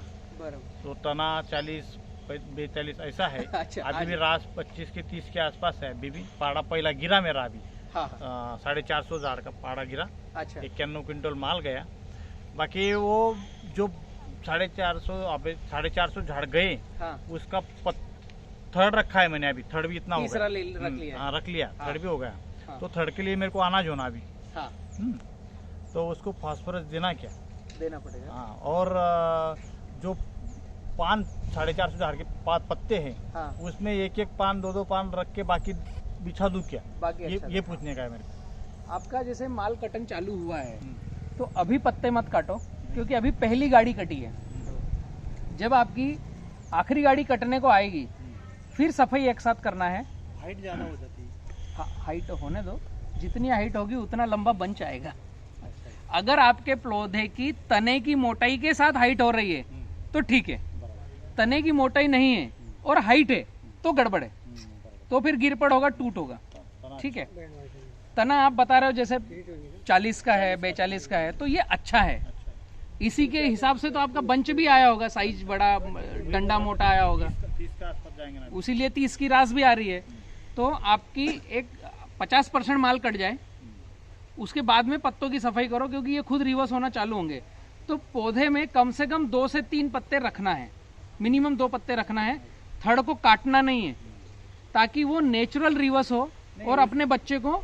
जब आपने आपके जब मैं वीडियो देखा ना, जब भी मैंने वो काटा ही नहीं, वो हाँ काटना नहीं है, छोड़ दो उसको। काटा ही नहीं। बाकी वो थोड़े से ये हो गए थे मच्छर, हाँ वो हो गए थे। फिर मैंने स्प्रे करके वो जी जी ये कर दिए। बाकी सब अच्छा, खर्चा भी कम है, यानी कि पोटैश और यूरिया की सब कुछ दिया नहीं। और आपने बोला था कि भाई वो सल्फरिक वापर के, हाँ। कॉपर डिगर के, कॉपर डिगर के साथ सागर भैया का हाँ, सुनकर सागर सल्फ्यूरिक भैया, ट्रीटमेंट किया होगा। वो हाँ। इसको भी किया। अच्छा, हाँ, वो जो आपने तो वो जमीन में जो पड़ा होगा पौधा खाना चालू हो गया। हाँ, आपने वो संदीप पाटिल चोपड़ा को जो आपने बताया था हाँ हाँ हाँ वीडियो में, हाँ वो फिर उस दिन से मैंने वो वीडियो देख के मैंने भी चालू कर दिया वो DAP 12% हो रहा है 5/7 को। ये भी अच्छा है। ये भी अभी ना 32 का तना होगा। मतलब किसान पाठशाला के जो वीडियो आप देख रहे हो उससे आपको बहुत अच्छा। उसी से चल रहा है। वो वीडियो यहाँ पे कैच के ला रहा है। अच्छा, वीडियो खींच के ला रहा है। एक्चुअली ये और एक बोल क्या कहेंगे? जी जो केले में जो अरे जो हम छिलका निकालते ना, हाँ ऐसे इंजरी, हाँ, पीले पीले डॉट आते हैं वो छिलके में, कत्थई डॉट आते हैं और वो चिलिंग। बीच में जो केला रहता है ना, उसमें वो व्यापारी बोलते हैं एक्सपोर्ट को नहीं चलेगा ये, हाँ। ऐसे केला इसको बोलता बोलते हैं चिलिंग इंजरी। हूँ। हाँ, चिलिंग इंजरी। जो केले का तोड़ा और उसका छिलका खींचा तो उसमें कत्थई कलर की थोड़ी थोड़ी धारियां आएगी, लाल लाल कत्थई कत्थई, उसको बोलते हैं चिलिंग इंजरी। व्यापारी वही ढूंढता ना, वही पहले ढूंढता हमारे खेत में बगीचे में आके। नहीं, व्यापारी तो हर वो चीज ढूंढेगा जिससे आपको बात करने पे रोक दे और उसकी बात बतला दे कि मैं आपको पैसे कम इसलिए दे रहा हूँ। ये तो व्यापारी की प्रवृत्ति है, उसका काम ही यही है कि पैसे आपसे कैसे कम कराए। इसके लिए हमें ऐसा माल बनाना है कि उसकी बोलती बंद हो जाए। अब बता भाई, जो मेरा बोर्ड रेट है उससे कितने ऑन देगा, तब तो हम ऐसी बात कर पाएंगे कि केले की लंबाई, चिलिंग इंजरी नहीं हो कलर शाइनिंग हो और वेट भी अच्छा है, 45 कैलिबर हो, न बहुत ज़्यादा 15-16 आने हो, न 13 साढ़े 13 आने हो, 14.5 आने का केला 45 कैलिबर, तो उसकी बोलती बंद हो जाएगी। वो फिर फोटो खींच के बोलेगा भैया किसी को आने मत देना, मैं अभी व्यापारी को बोलकर कल गाड़ी लगाता हूँ। तो ये चिलिंग इंजरी जो आपका क्वेश्चन है कि ये नहीं आने को चाहिए। ये जब जब ठंडी लगती है केले को, उस समय उसकी पेशियों में जो भोजन ऊपर नीचे हो रहा होगा वो ठंड से वो रुक जाता है, वो बर्फ बन जाता है अपनी सरल भाषा में। तो वहाँ पर होल्डिंग होने के कारण वो न्यूट्रिशन ऊपर नीचे जाना बंद हो जाता है और वहीं पर अटक जाता है। तो ऐसा केला जब राइपनिंग चेम्बर में जाकर पकता है तो उसका हल्दी पीला कलर नहीं आता है। व्यापारी गलत नहीं है, उसको क्या करना है कि जिस व्यापारी ने आपका माल काटा उसको तो भेजना है आगे, क्योंकि जो लोकल में आपके शिरपुर में माल काटा, जैसे कि आपके प्रेम शर्मा ने काटा या ओंकार अन्ना ने काटा, तो बटुक अन्ना ने काटा, तो ये क्या होगा कि ये तो आगे भेजेंगे, यहाँ पर तो रखना नहीं। तो ये जाएगा राइपनिंग चेम्बर में, दिल्ली चंडीगढ़ जाएगा या मुंबई जाएगा, तो वो राइपनिंग चेम्बर में 3 दिन में केला पकता है इथिलीन गैस डाल करके। तो केला पकाने की जो प्रक्रिया है, जिन जिन केलों में रेडिस आ गया, चिलिंग इंजरी आ गई, वो पीला कलर नहीं होता, हरा रह जाता है, अचकचरा दिखता है, अंदर से पक गया, कलर नहीं पकड़ता, क्योंकि ऊपर के छिलके पर ठंडी लग गई। साइंस क्या है, केले का जो छिलका है ऊपर का, उसको ठंड लग गई। जैसे मुझे ठंड लग जाएगी तो मेरी स्किन को ये अभी ऐसे सफेद ये दिखना चालू हो गए, ये रेशे दिखना चालू हो गए, ये हो गई चिलिंग इंजरी, मतलब मेरी चमड़ी को ठंड लग गई। अब इसको बचाने के लिए क्या करना पड़ेगा, एक तो आपको इसमें मॉइस्चराइजर लगाना पड़ेगा तो ये नरम हो जाए, दूसरा इस पे ठंड लगे नहीं, इसके लिए मुझे फुल बाहों के कपड़े पहनना पड़ेंगे, स्वेटर पहनना पड़ेगी, तो मेरी चमड़ी स्क्रब ना हो और नरम नरम रहे। ऐसे ही केले को आपको बंच कवर पहनाना पड़ेगा। ठंडी आती है तो केले को ठंडी लगती है, तो ठंडी ना लगे तो उसको स्वेटर पहनाना पड़ेगी सरल भाषा में, तो वो बंच कवर। दूसरा, पानी प्रबंधन सबसे अच्छा करना पड़ेगा। ठंड जैसे ही आती है हमसे कुछ गलतियां होती है, हमें ऐसा लगता है कि गर्मी में ज़्यादा पानी लगेगा, ठंडी में पानी नहीं दूंगा, मेरी दूसरी फसल को दे दूंगा। तो जैसे जड़ें ठंड के प्रभाव में गई, जड़ों में ठंड लगी, तो पूरी बॉडी को चिलिंग कर देगी, वो पानी ऊपर नीचे जाना बंद हो जाएगा। तो हमेशा ठंड चालू होते से आपको पानी प्रबंधन पे ध्यान देना है। आपने बायोमास आच्छादन किया है तो फिर कम ध्यान दोगे तो भी चलेगा, वापसा कंडीशन हो और ताजा पानी दे। केले का जो थंब रूल है पानी प्रबंधन का, डेली पानी, ताजा पानी, रोज का पानी और लगातार पानी। अभी डेली पानी से पहले एक शब्द है ताजा पानी, मतलब कि कुएं ट्यूबवेल का दें, तालाब का देंगे तो ठंडा पानी रहेगा। अगर हमारे पास ठंड में ऑप्शन है कुएं ट्यूबवेल का तो उसका दें, तो गर्माहट रहेगी, तो ये हो गया ताजा पानी। दूसरा, डेली पानी, मतलब आज जितनी आवश्यकता है उतना ही दें, आप कल देंगे, फिर परसों देंगे। और लगातार पानी, मतलब उसको पानी चाहिए ही, रोज देना है ठंड में। आज हमने पूरा डबरी बना दिया, अब 8 दिन पानी नहीं देंगे तो भी चिलिंग इंजरी आएगी।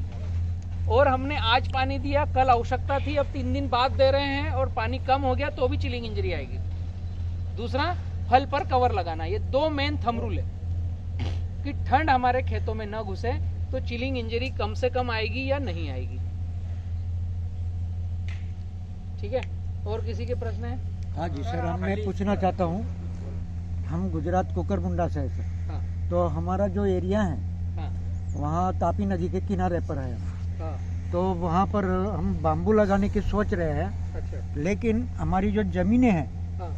किसानों की, हाँ। वो रिजर्वायर में संपादित हो गई, यानी एक्वायर हो गई है, वो गवर्नमेंट के कब्जे में है। लेकिन आज दिन तक हम किसानी करते आए हैं, तो उस जमीन में ये बाम्बू लगा सकते हैं?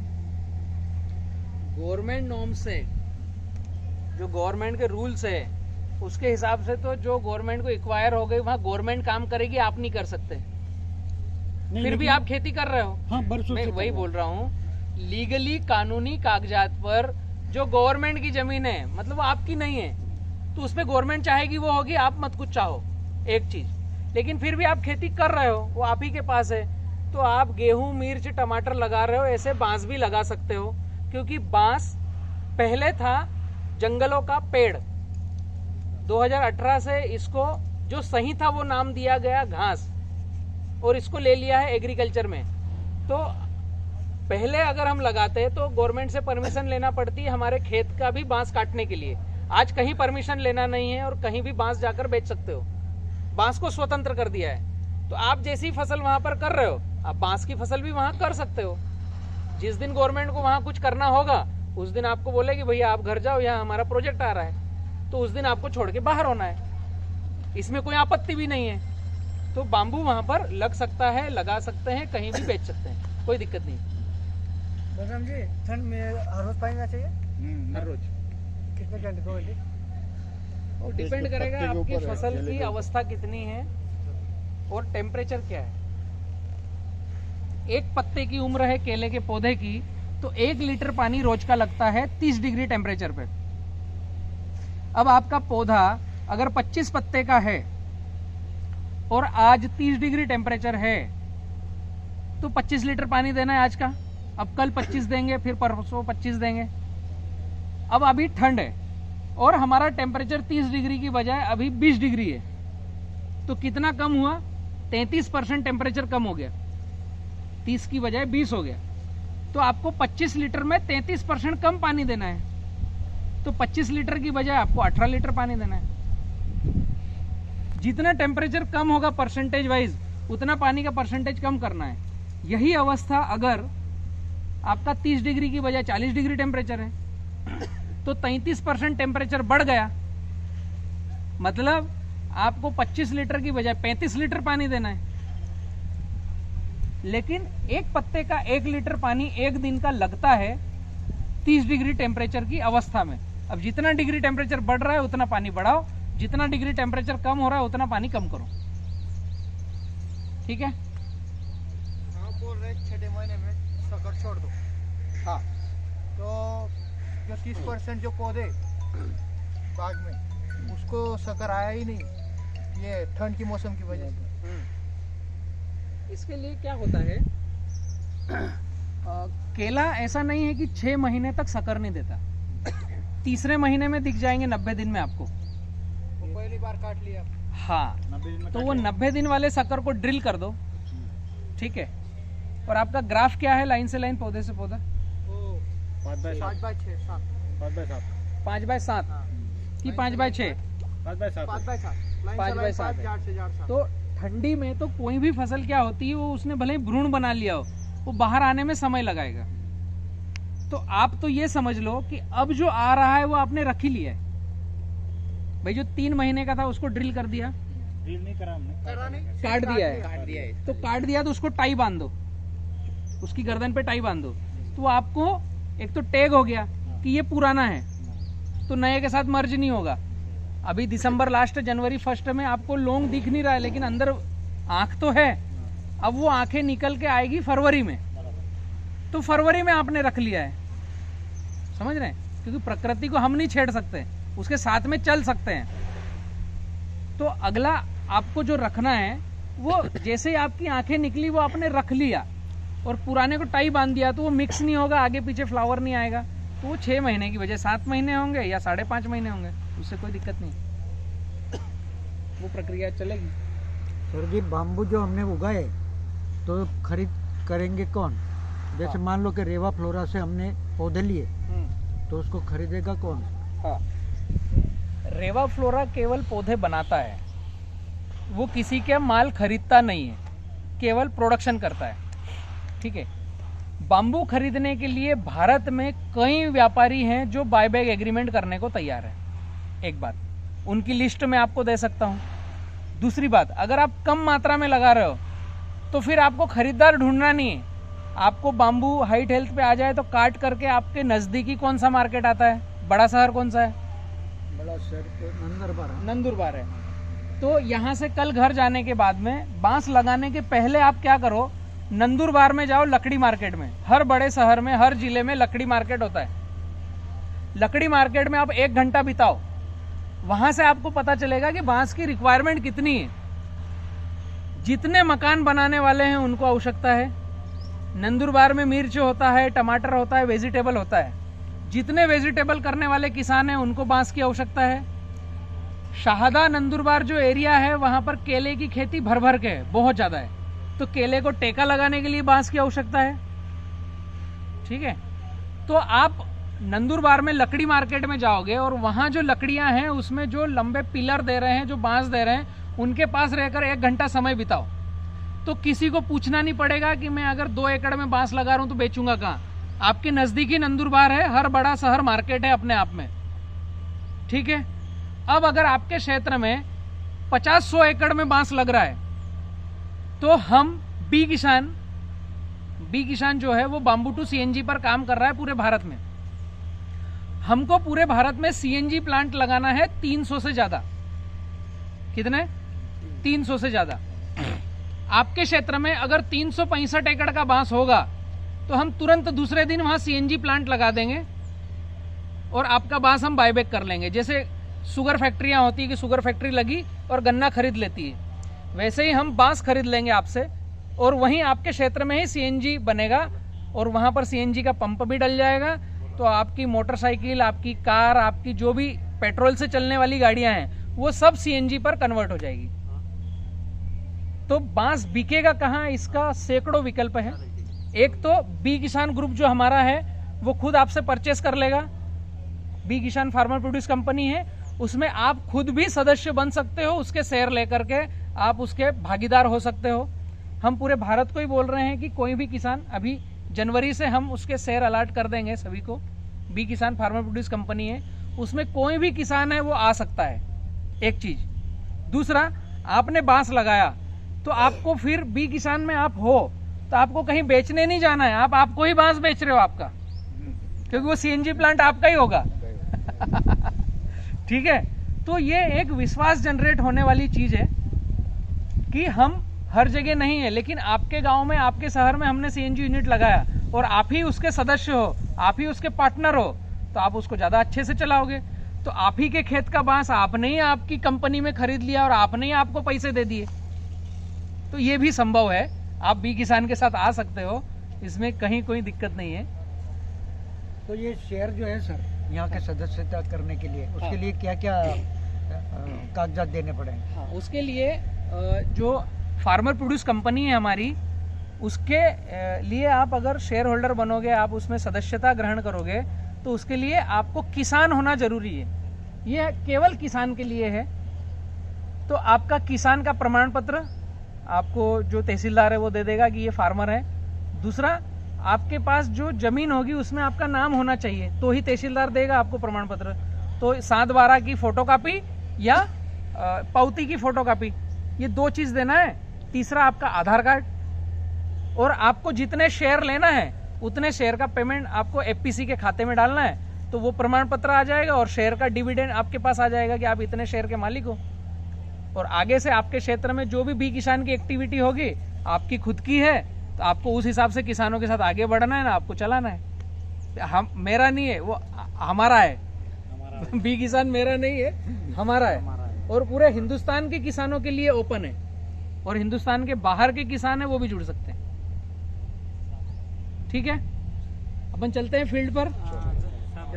जी, गन्ने के बारे में कुछ जानकारी मिलेगी? जी बताइए, क्या पूछना है? यानी गन्ना हम लगाते, हाँ, तो पहले 50-60 टन निकलता था, हाँ, बराबर। अभी ऐसी हालत हो गई जमीन की कि भाई 30-40 भी नहीं होता, 30। और दूसरा जो बोलते हैं उसको खुड़वा, तो 15-20 टन निकलता है। तो उसकी उपज बढ़ाने के लिए कुछ ऐसा फार्मूला चाहिए। सही बात है, बराबर। बहुत से हैरान हो जाए। यानी वहाँ पे फैक्ट्री है, हाँ। तो वो एरिया में ज्यादा गन्ना करते आप हैं। कहाँ से हैं? कुकरमुंडा साथ में है। अच्छा, वहीं से। कौन सी फैक्ट्री वहाँ पे? ऐसे गोवर्धन शुगर, यानी छोटा गुजरात की? गुजरात की है। अच्छा, इधर महाराष्ट्र में तलोदा में भी है। हाँ, ये पांडे मल्क में भी आती है। बड़ा कारखाना, नजदीक होगा। बहुत कारखाने, छोटे छोटे कारखाने, छोटे। यहाँ ये एमपी में दुर्गा में भी आता है। दुर्गा में भी आता है अपना गन्ना। ओके। आपको गन्ने का उत्पादन बढ़ाना है और पूरे भारत को रेसिड्यू फ्री शुगर खिलाना है, हाँ। तो उसके लिए सबसे पहला एक काम आपको करना पड़ेगा। किसान पाठशाला के चैनल पे 1008 नंबर का वीडियो है, आप डालोगे 1008 गन्ना खेती शुरुआत से अंत तक, तो आपको वीडियो मिलेगा, लगभग 1.5 से 2 घंटे की बाइट है। उसको हेडफोन लगा करके सुनना है और सामने पेन डायरी लेकर बैठना है कि जो आप सुन रहे हो, जो आपको ठीक लग रहा है उसका नोट्स बनाओ, जो आपके दिमाग में प्रश्न उठ रहा है उसको भी लिखो और क्वेश्चन मार्क करो और मुझे व्हाट्सअप करो, या आप वही कमेंट्स में डालो कि भैया ये प्रश्न है मेरा, मुझे समझ में नहीं है। वही चैनल जो चल रहा है ये वीडियो, उसमें एक कमेंट्स बॉक्स से लिखने की जगह है, तो आपको जो प्रश्न दिमाग में आ रहा है उसी में डाल दो। पूरा वीडियो शुरुआत से अंत तक देखा तो प्रश्न खत्म हो जाएंगे कि गन्ने का उत्पादन कैसे मैं अच्छे से लूं। कम से कम 500 कुंटल आता है रेसिड्यू फ्री फार्मिंग में, और 20 से 25 हजार एकड़ का खर्चा करने पर कितना 500 कुंटल मिनिमम खर्चा 15-20 हजार रुपया हो जाता है एकड़ में। तो ये आप एक तो वीडियो देखो, दूसरा मैंने जो थंब रूल अभी बतलाया, पानी प्रबंधन, खाद प्रबंधन रेसिड्यू फ्री करके दो, और तीसरा स्प्रे शेड्यूल। गन्ने में बहुत हद तक काम करेगा आपका स्प्रे। और जो मैंने मृदा का स्प्रे बतलाया है वो तो 24 कैरेट है। हर 15 दिन में गन्ने में स्प्रे किया आपने, गन्ने को नहला दिया, तो आपका गन्ना 20% उत्पादन ऐसे ही बढ़ा देता है। कुछ मत डालो, केवल पानी का स्प्रे करो हर 15 दिन में, तो 15 से 20% उत्पादन बढ़ता है जो भी आपका आ रहा है।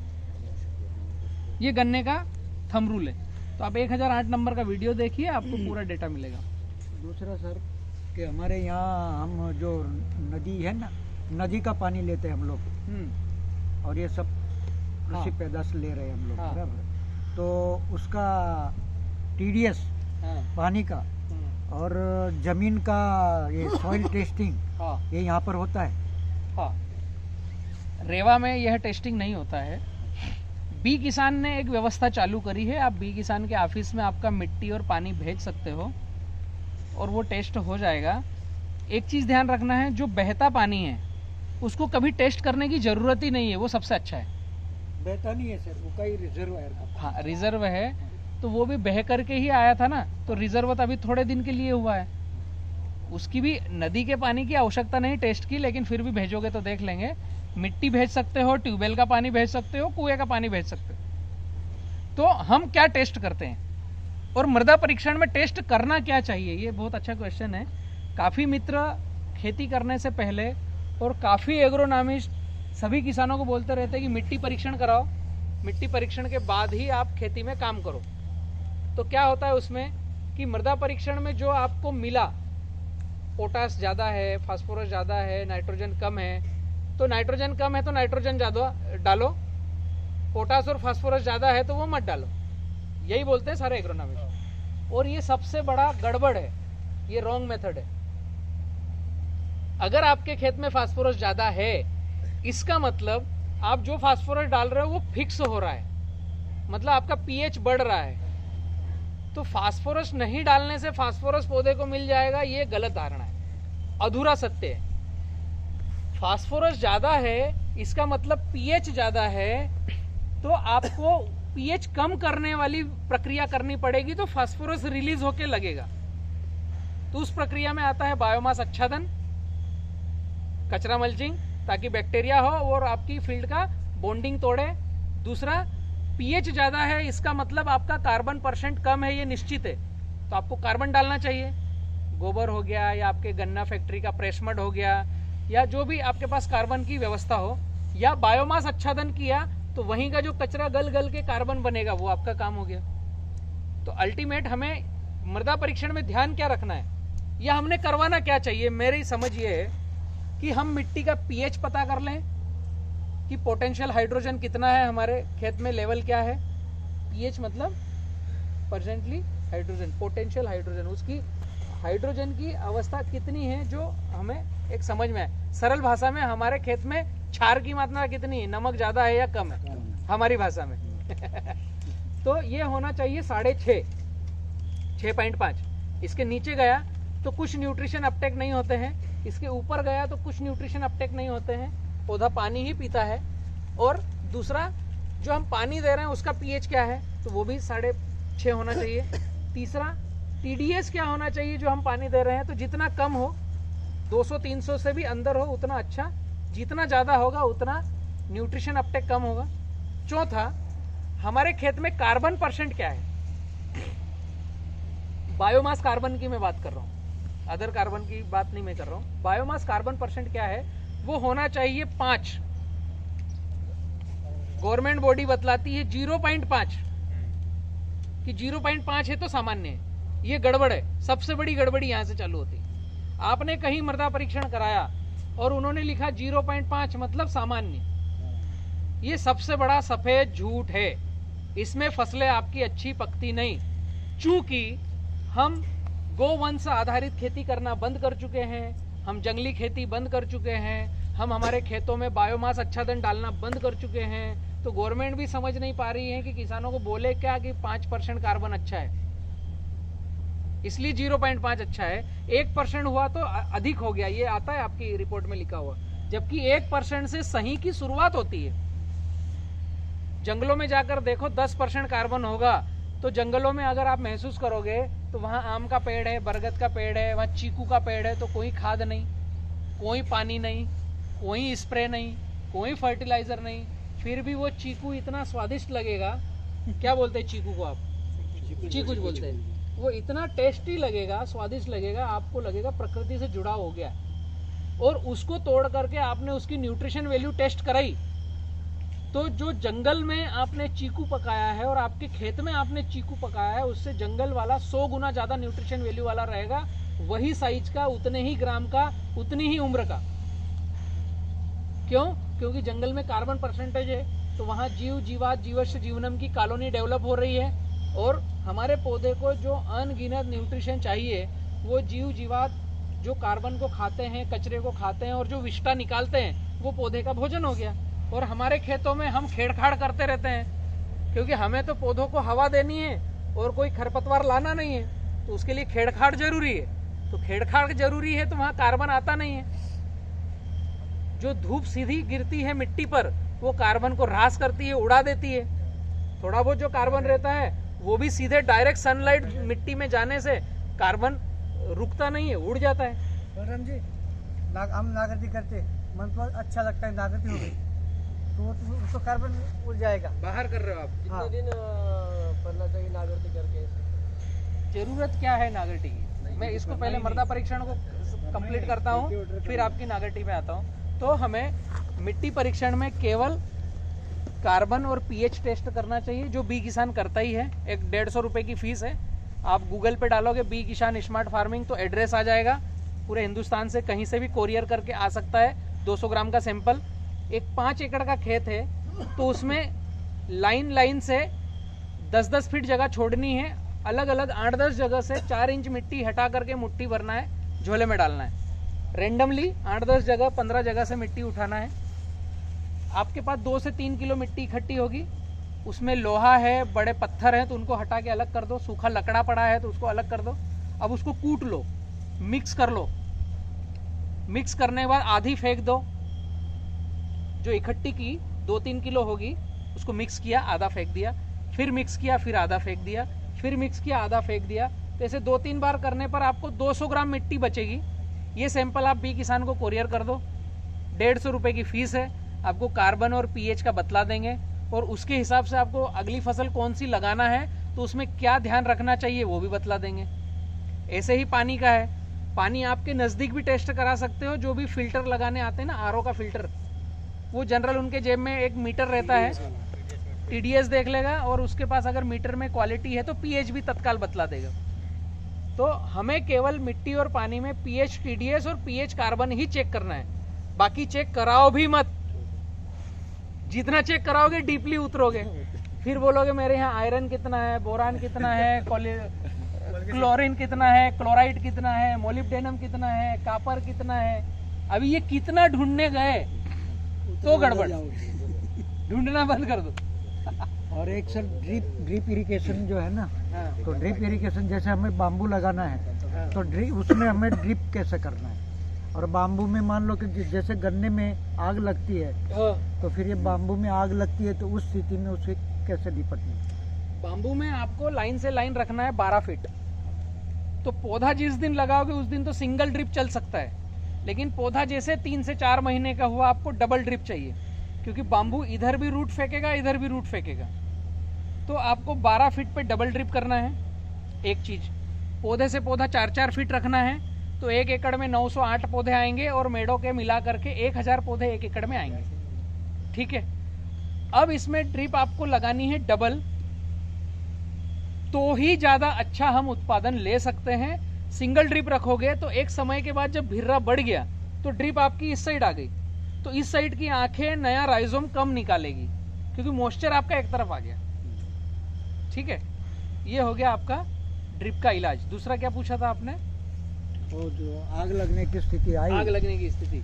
तो बाम्बू में क्या होता है, ये हर साल अप्रैल मई में पतझड़ करता है और पत्ते गिराता है, तो उस समय पत्ते गिरते हैं। तो उसके लिए क्या करना है, जो लाइन से लाइन 12 फीट करी है आपने, उसमें पौधे से 3 फीट लेफ्ट 3 फीट राइट, ये हो गया टोटल 6 फीट। इधर भी ऐसा 3 फीट लेफ्ट 3 फीट राइट, तो 6 फीट। तो बचा कितना बीच में? 6 फीट। ये 6 फीट हमारे चलने फिरने के लिए, और जितना पतझड़ हुआ है ये पत्ते समेट कर पौधे के पास में कर दो। मल्चिंग पौधे के पास हो गई, उसके ऊपर आपकी डबल ड्रिप है, ड्रिप नीचे नहीं ड्रिप ऊपर। तो ये ड्रिप का पानी जो चल रहा है ये पत्तों को ठंडा कर देगा, और यहां कुछ केचुए ला करके छोड़ दो, तो ये केचुआ खाद बन गया, आपके पत्ते भी डिकम्पोस्ट हो गए, और पानी उनके ऊपर गिर रहा है तो पत्ते गीले हैं तो आग नहीं लगती है। अगर पूरा लावारिस आपने छोड़ के रखा है और पानी हम गर्मी में नहीं दे रहे हैं और कोई सिगरेट बीड़ी पीने वाला वहां तिनका डालेगा तो आग लग जाएगी। दूसरा बचाव है कि हम ड्रिप से नहीं कर रहे हैं तो मिनी स्प्रिंकलर आते हैं 6 इंच वाले, जो ऐसे लग जाते हैं, जो 12 फीट लाइन है उसके ठीक बीच में एक नली डालो और मिनी स्प्रिंकलर लगा दो, तो मिनी स्प्रिंकलर पूरे खेत में पानी देगा, कम हाइट का, ड्रिप की फिर आवश्यकता नहीं है, तो ये पत्तों को डिकम्पोस्ट कर देगा, तो आग लगेगी नहीं। कुछ नहीं हुआ और आग लग गई तो बाम्बू को कुछ नहीं होता, जल जाने दो, ऊपर की चमड़ी जलेगी, आप काट करके काम में ले सकते हो। आपने ड्रिप नहीं डाला, स्प्रिंकलर नहीं लगाया, बारिश पे आश्रित है, और आपका 5 एकड़ का बांस है, बीड़ी पीने वाला मेरे जैसा मस्ती करने गया, उसने माचिस की तीली डाल दी और आग लग गई, तो बांस को कुछ नहीं होता, वापस बारिश आएगी, वो चल पड़ेगा, उसकी ऊपर की चमड़ी केवल हरे की बजाय पीली हो जाएगी, और उसको काट करके आप सीएनजी मेरे प्लांट में आप भेज देना, उतना ही पैसा मिलेगा जितना हरे का मिलेगा। क्योंकि आप अगर देखोगे तो अभी गन्ना कटाई होती है, जो मजदूर काटते हैं पहले आग लगाते हैं उसकी पत्तियां जल जाती है, फिर गन्ना काट करके फैक्ट्री में देते हैं, तो उनको आसानी रहती है अंदर काम करने के लिए। तो गन्ने में तो रस ज्यादा रहता है, तो उसका थोड़ा सा वेटेज में फर्क आता है, बाम्बू को कुछ नहीं होता आग लगने से।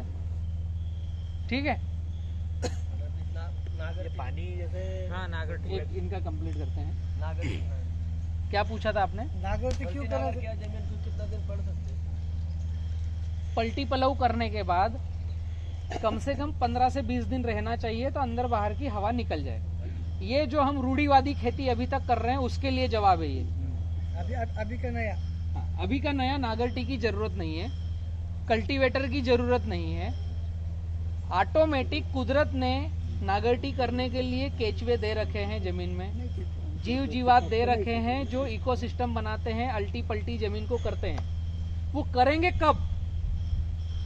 हम जिस हिसाब से खेती कर रहे हैं उसमें आपको नागरटी करना पड़ेगी, आपको बखर चलाना पड़ेगी, आपको कल्टीवेटर भी करना पड़ेगा, पलटी पलव भी करना पड़ेगा। आप जो अभी तक की खेती कर रहे हो उसमें ये खेती है व्यस्त रहो और मस्त रहो जैसी, है ना।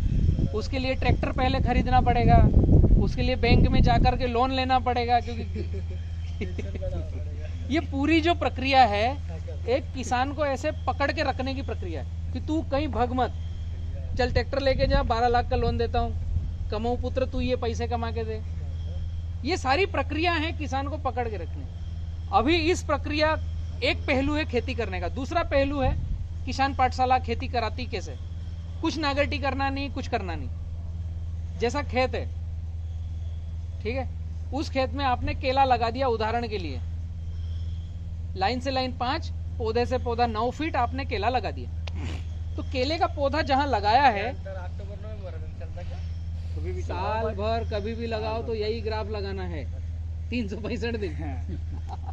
आपके नागरटी का जवाब दे रहा था मैं कि आपने केला लगाया, उसके आसपास 12-15 दिन 20 दिन में कुछ खरपतवार आ जाएंगे, बारिश हो रही है तो फटाफट आ जाएंगे पूरे खेत में। तो पौधा जहां है उसके आसपास 1-1 फीट पर आप मजदूरों से चुनाई करा लो और वहीं डाल दो। पौधा जहां है उसके 1-1 1.5 फीट के सराउंड में निकालो खरपतवार और वहीं डाल दो। तो वो खरपतवार क्या मल्चिंग हो गया, अब उसके नीचे नहीं कोई आएगा, अब उसके बाहर आएगा। तो बाहर आएगा उसको बढ़ने दो, क्या आएगा, एक तो छोटी घास आएगी, दूसरा चिनारी आएगी बड़ी हाइट की, तीसरा वो कांग्रेस ग्रास आएगी जिसको गाजर घास बोलते हैं, छोटे छोटे दाने होते हैं। हमें ऐसा लगता है कि ये कांग्रेस घास फूल और फल पे आने से पहले निकाल के खेत के बाहर कर देंगे तो अगली बार नहीं आएगी, ऐसा हमें लगता है। इतने साल से हम ऐसा ही कर रहे हैं कि ऐसा थोड़ा सा पौधा आया उसको निकाल करके कल्टीवेटर करके मजदूरों से निकाल के हर 8 दिन में हम बारिश में निंदाई कराते हैं और खेत के बाहर जो नाला होता है वहां डाल देते हैं। फिर 8 दिन बाद कहां से आ गया वही गाजर घास, और पिछले साल भी आया था, इस साल फिर आ गया, और वापस गेहूं बोएंगे तब भी आ जाएगा।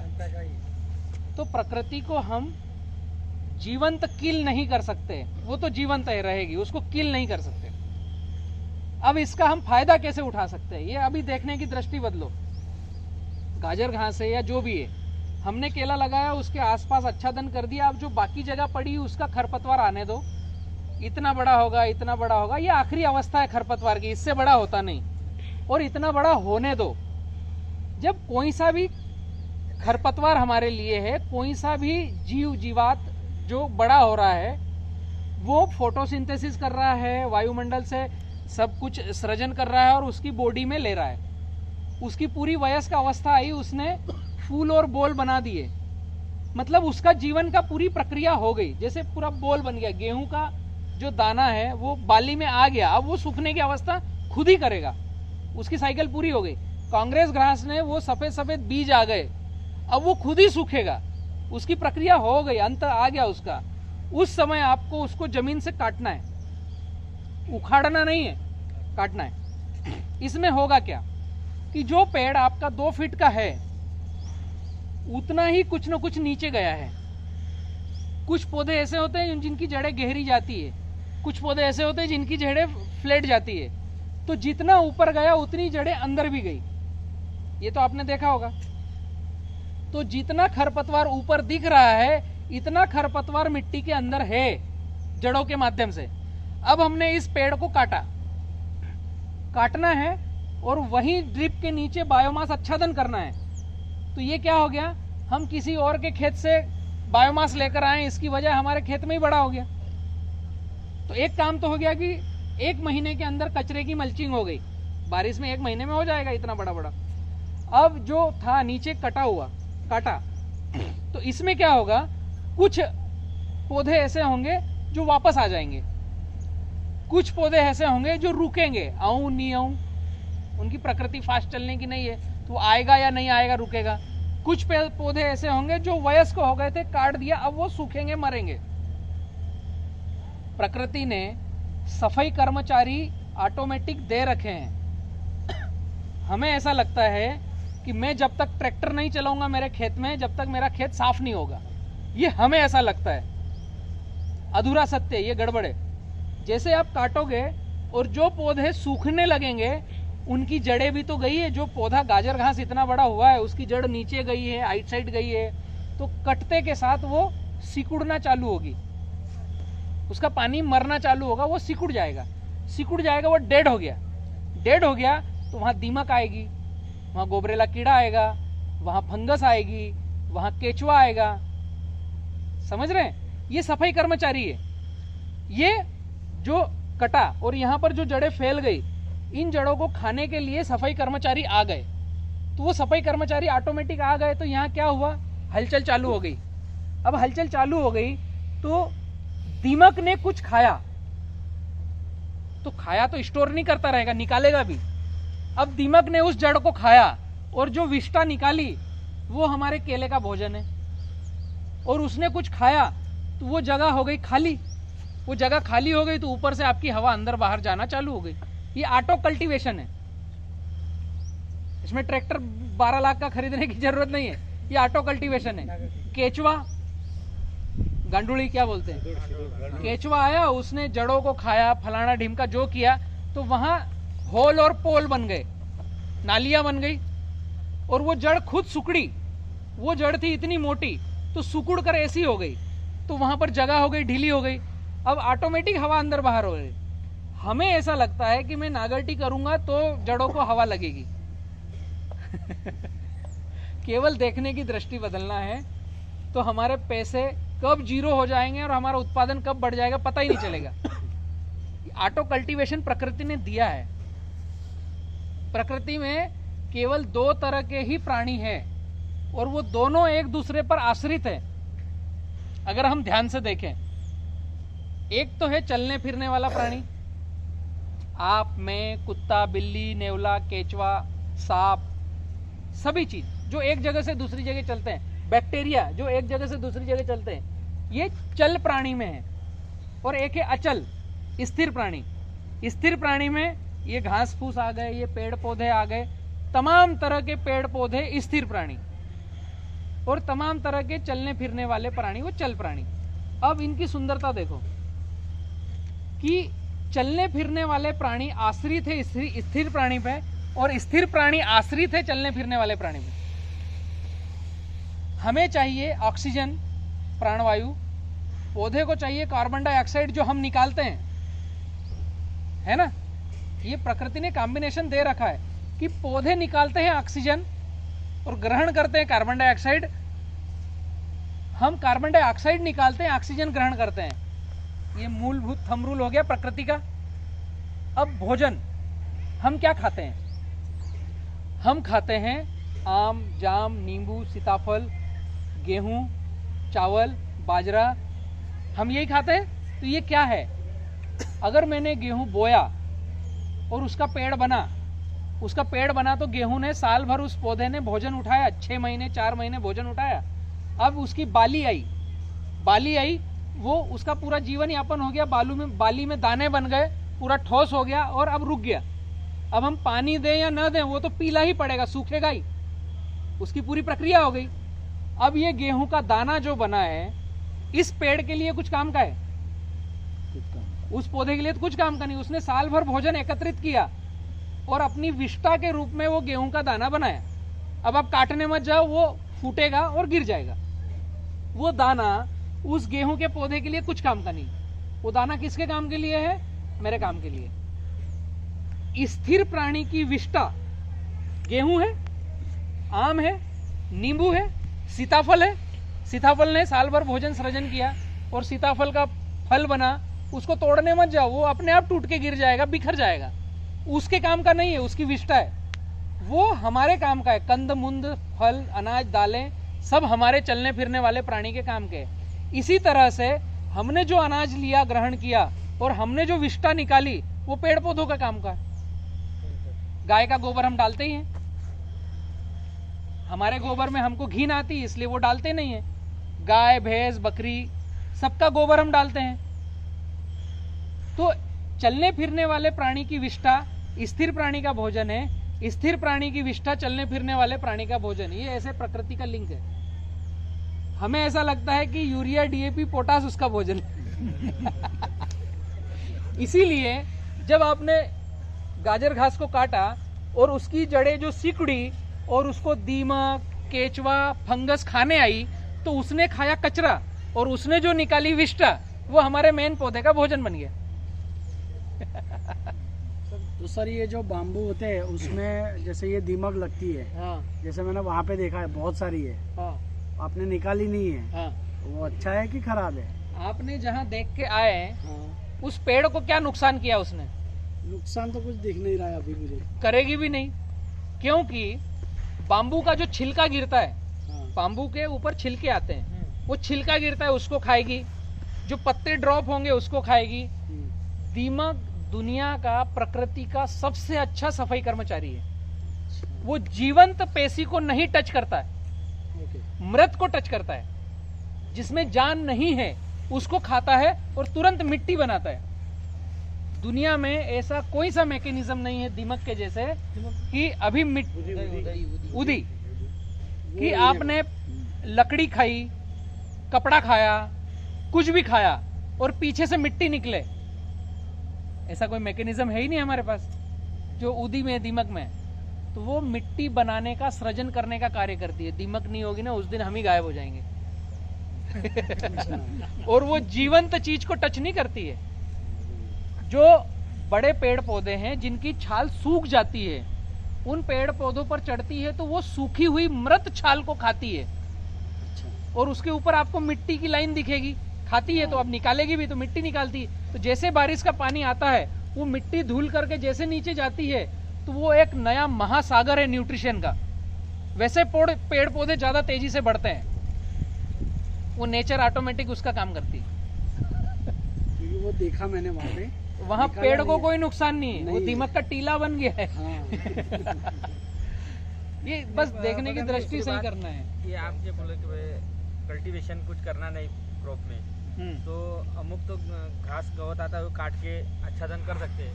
अमुक घास ऐसा आता है कि सब बिछा जाता है ऐसा जाली, उसको क्या हमारे तरफ बोलते हैं, तो नागर बहुत ऐसा जमीन में पूरा जाली जैसा फिट हो जाता। वो ऐसे निकालेंगे भी, उसकी हर टखनी से जड़ लगती है, जैसे वो नमी में जाता है हर टखनी से जड़ लगती है। फिर उसका बढ़ाव तो यानी ज्यादा हो जाएगा ना, बड़ा होने दो तो कोई वादा नहीं, कोई वादा नहीं। वो क्यों वादा नहीं है कि आप जब बड़े पेड़ पौधों को काट करके आच्छादन करोगे तो जो आपकी बेल वर्गी वो चिपक कर फैल रही है उसके ऊपर आपने आच्छादन कर दिया, अब वो बफारे से, गर्माहट से खत्म हो जाएगी। दूसरा, जब आपने आच्छादन कर दिया और कल्टीवेशन करना बंद किया तो वहां पर जीव जीवात की कॉलोनी डेवलप हो जाएगी। जीव जीवस्य जीवनम, एक दूसरे पर आश्रित रहने वाले जीव वहां आ जाएंगे। जब वहां गर्माहट चालू हुई तो उसको फंगस, बैक्टीरिया और कीट पतंग लग करके उसको खा करके खत्म कर देंगे। जिस खेत में ऐसा बायोमास आच्छादन है वहां खरपतवार क्या कोई सी फसल आना बंद हो जाती है। जो आप दाना डालोगे वही आएगा, बाकी कुछ नहीं आएगा। जिसका आच्छादन किया तो वो ग्रास में सर बारीक बारीक बीज भी होते हैं, तो सर सारे बीजों को वहाँ के कीट पतंग सब खा जाएंगे, नया जर्मिनेशन नहीं होगा। अभी कपास कर कॉटन करते हैं, अभी तो केला में दूसरे जाते कहीं कचरा ऐसा कुछ चौड़ी या अपने ककड़ी लगा चलेगा, चल सकता है, लेकिन केले का दायरा अलग हो और जो आप अंतर्वर्ती फसल लगा रहे हो उसका दायरा अलग हो, वो चल सकता है। मिर्ची की वास्ते वही मैं बोल रहा हूँ, वो चल सकता है। लेकिन हमने ऐसा किया कि केला ही 5 बाय 5 है और पौधा छोटा है और उसके ऊपर अमरूद और ये मतलब तरबूज और ककड़ी उसके ऊपर चढ़ गई, उसको जकड़ लिया। नीचे रहेगा तो आपको ध्यान रखना पड़ेगा, दूर दूर रहे, कर सकते हैं वो अंतर्वर्ती बेल वाली फसलें कर सकते हैं। खाना खाएगी ना, खाएगी ना, हाँ, गाजर घास भी खाना खाएगी, ककड़ी भी खाना खाएगी और केले का साइड का बच्चा आएगा वो भी खाना खाएगा। अच्छा तो हो जाएगा, आच्छादन हो जाएगा। तो खाना देने वाले बहुत सारे कर्मचारी हैं ना आपके पास, उनको छेड़ना बंद करो तो खाना पहुंचाते रहेंगे। ठीक है, बातें खत्म ही नहीं होगी। सर जी, अपन फील्ड पे चलते हैं। नहीं तो सर जी, बात करते हैं। लास्ट क्वेश्चन, ये ड्रिप इरिगेशन जो है ना सर जी, हमारे खेत ऊंच पर नीचे होते हैं बराबर। हाँ। मेरा 6 एकड़ का मेरा प्लॉट है, तो ऐसा ऊपर नीचे है, इसी के लिए ड्रिप है, उसमें ऊंच नीच है, इसी के लिए ड्रिप है। और बराबर उसमें- में तो आप नाली का पानी दे सकते हो। और उसमें मान लो कि सर जी हमें ड्रिप करना है, हाँ, तो कैसे करें? ड्रिप जहाँ से लोगे वहाँ के इंजीनियर को बुलाओ, खेत का नक्शा डिजाइन करेगा और वो लेवल देखेगा कि कितने लीटर डिस्चार्ज और कितना लंबा ड्रिप डालना है। वो एक नक्शा बनाकर देगा, उसके हिसाब से ड्रिप डालना है। तो हर जगह बूंद बराबर गिरेगी और ऊंच नीच को बराबर करने की जरूरत नहीं है, केवल ड्रिप लगाना है। लेकिन साइंटिफिक नक्शा बना करके ड्रिप लगाना है, तो कोई दिक्कत नहीं। हमने लगाया, वही उसी से लगवाया, कुछ अच्छा नहीं तो वो खेत का नक्शा मुझे भेज दो, मैं डिजाइन कर दूंगा। ठीक है सर जी, हमने आइए।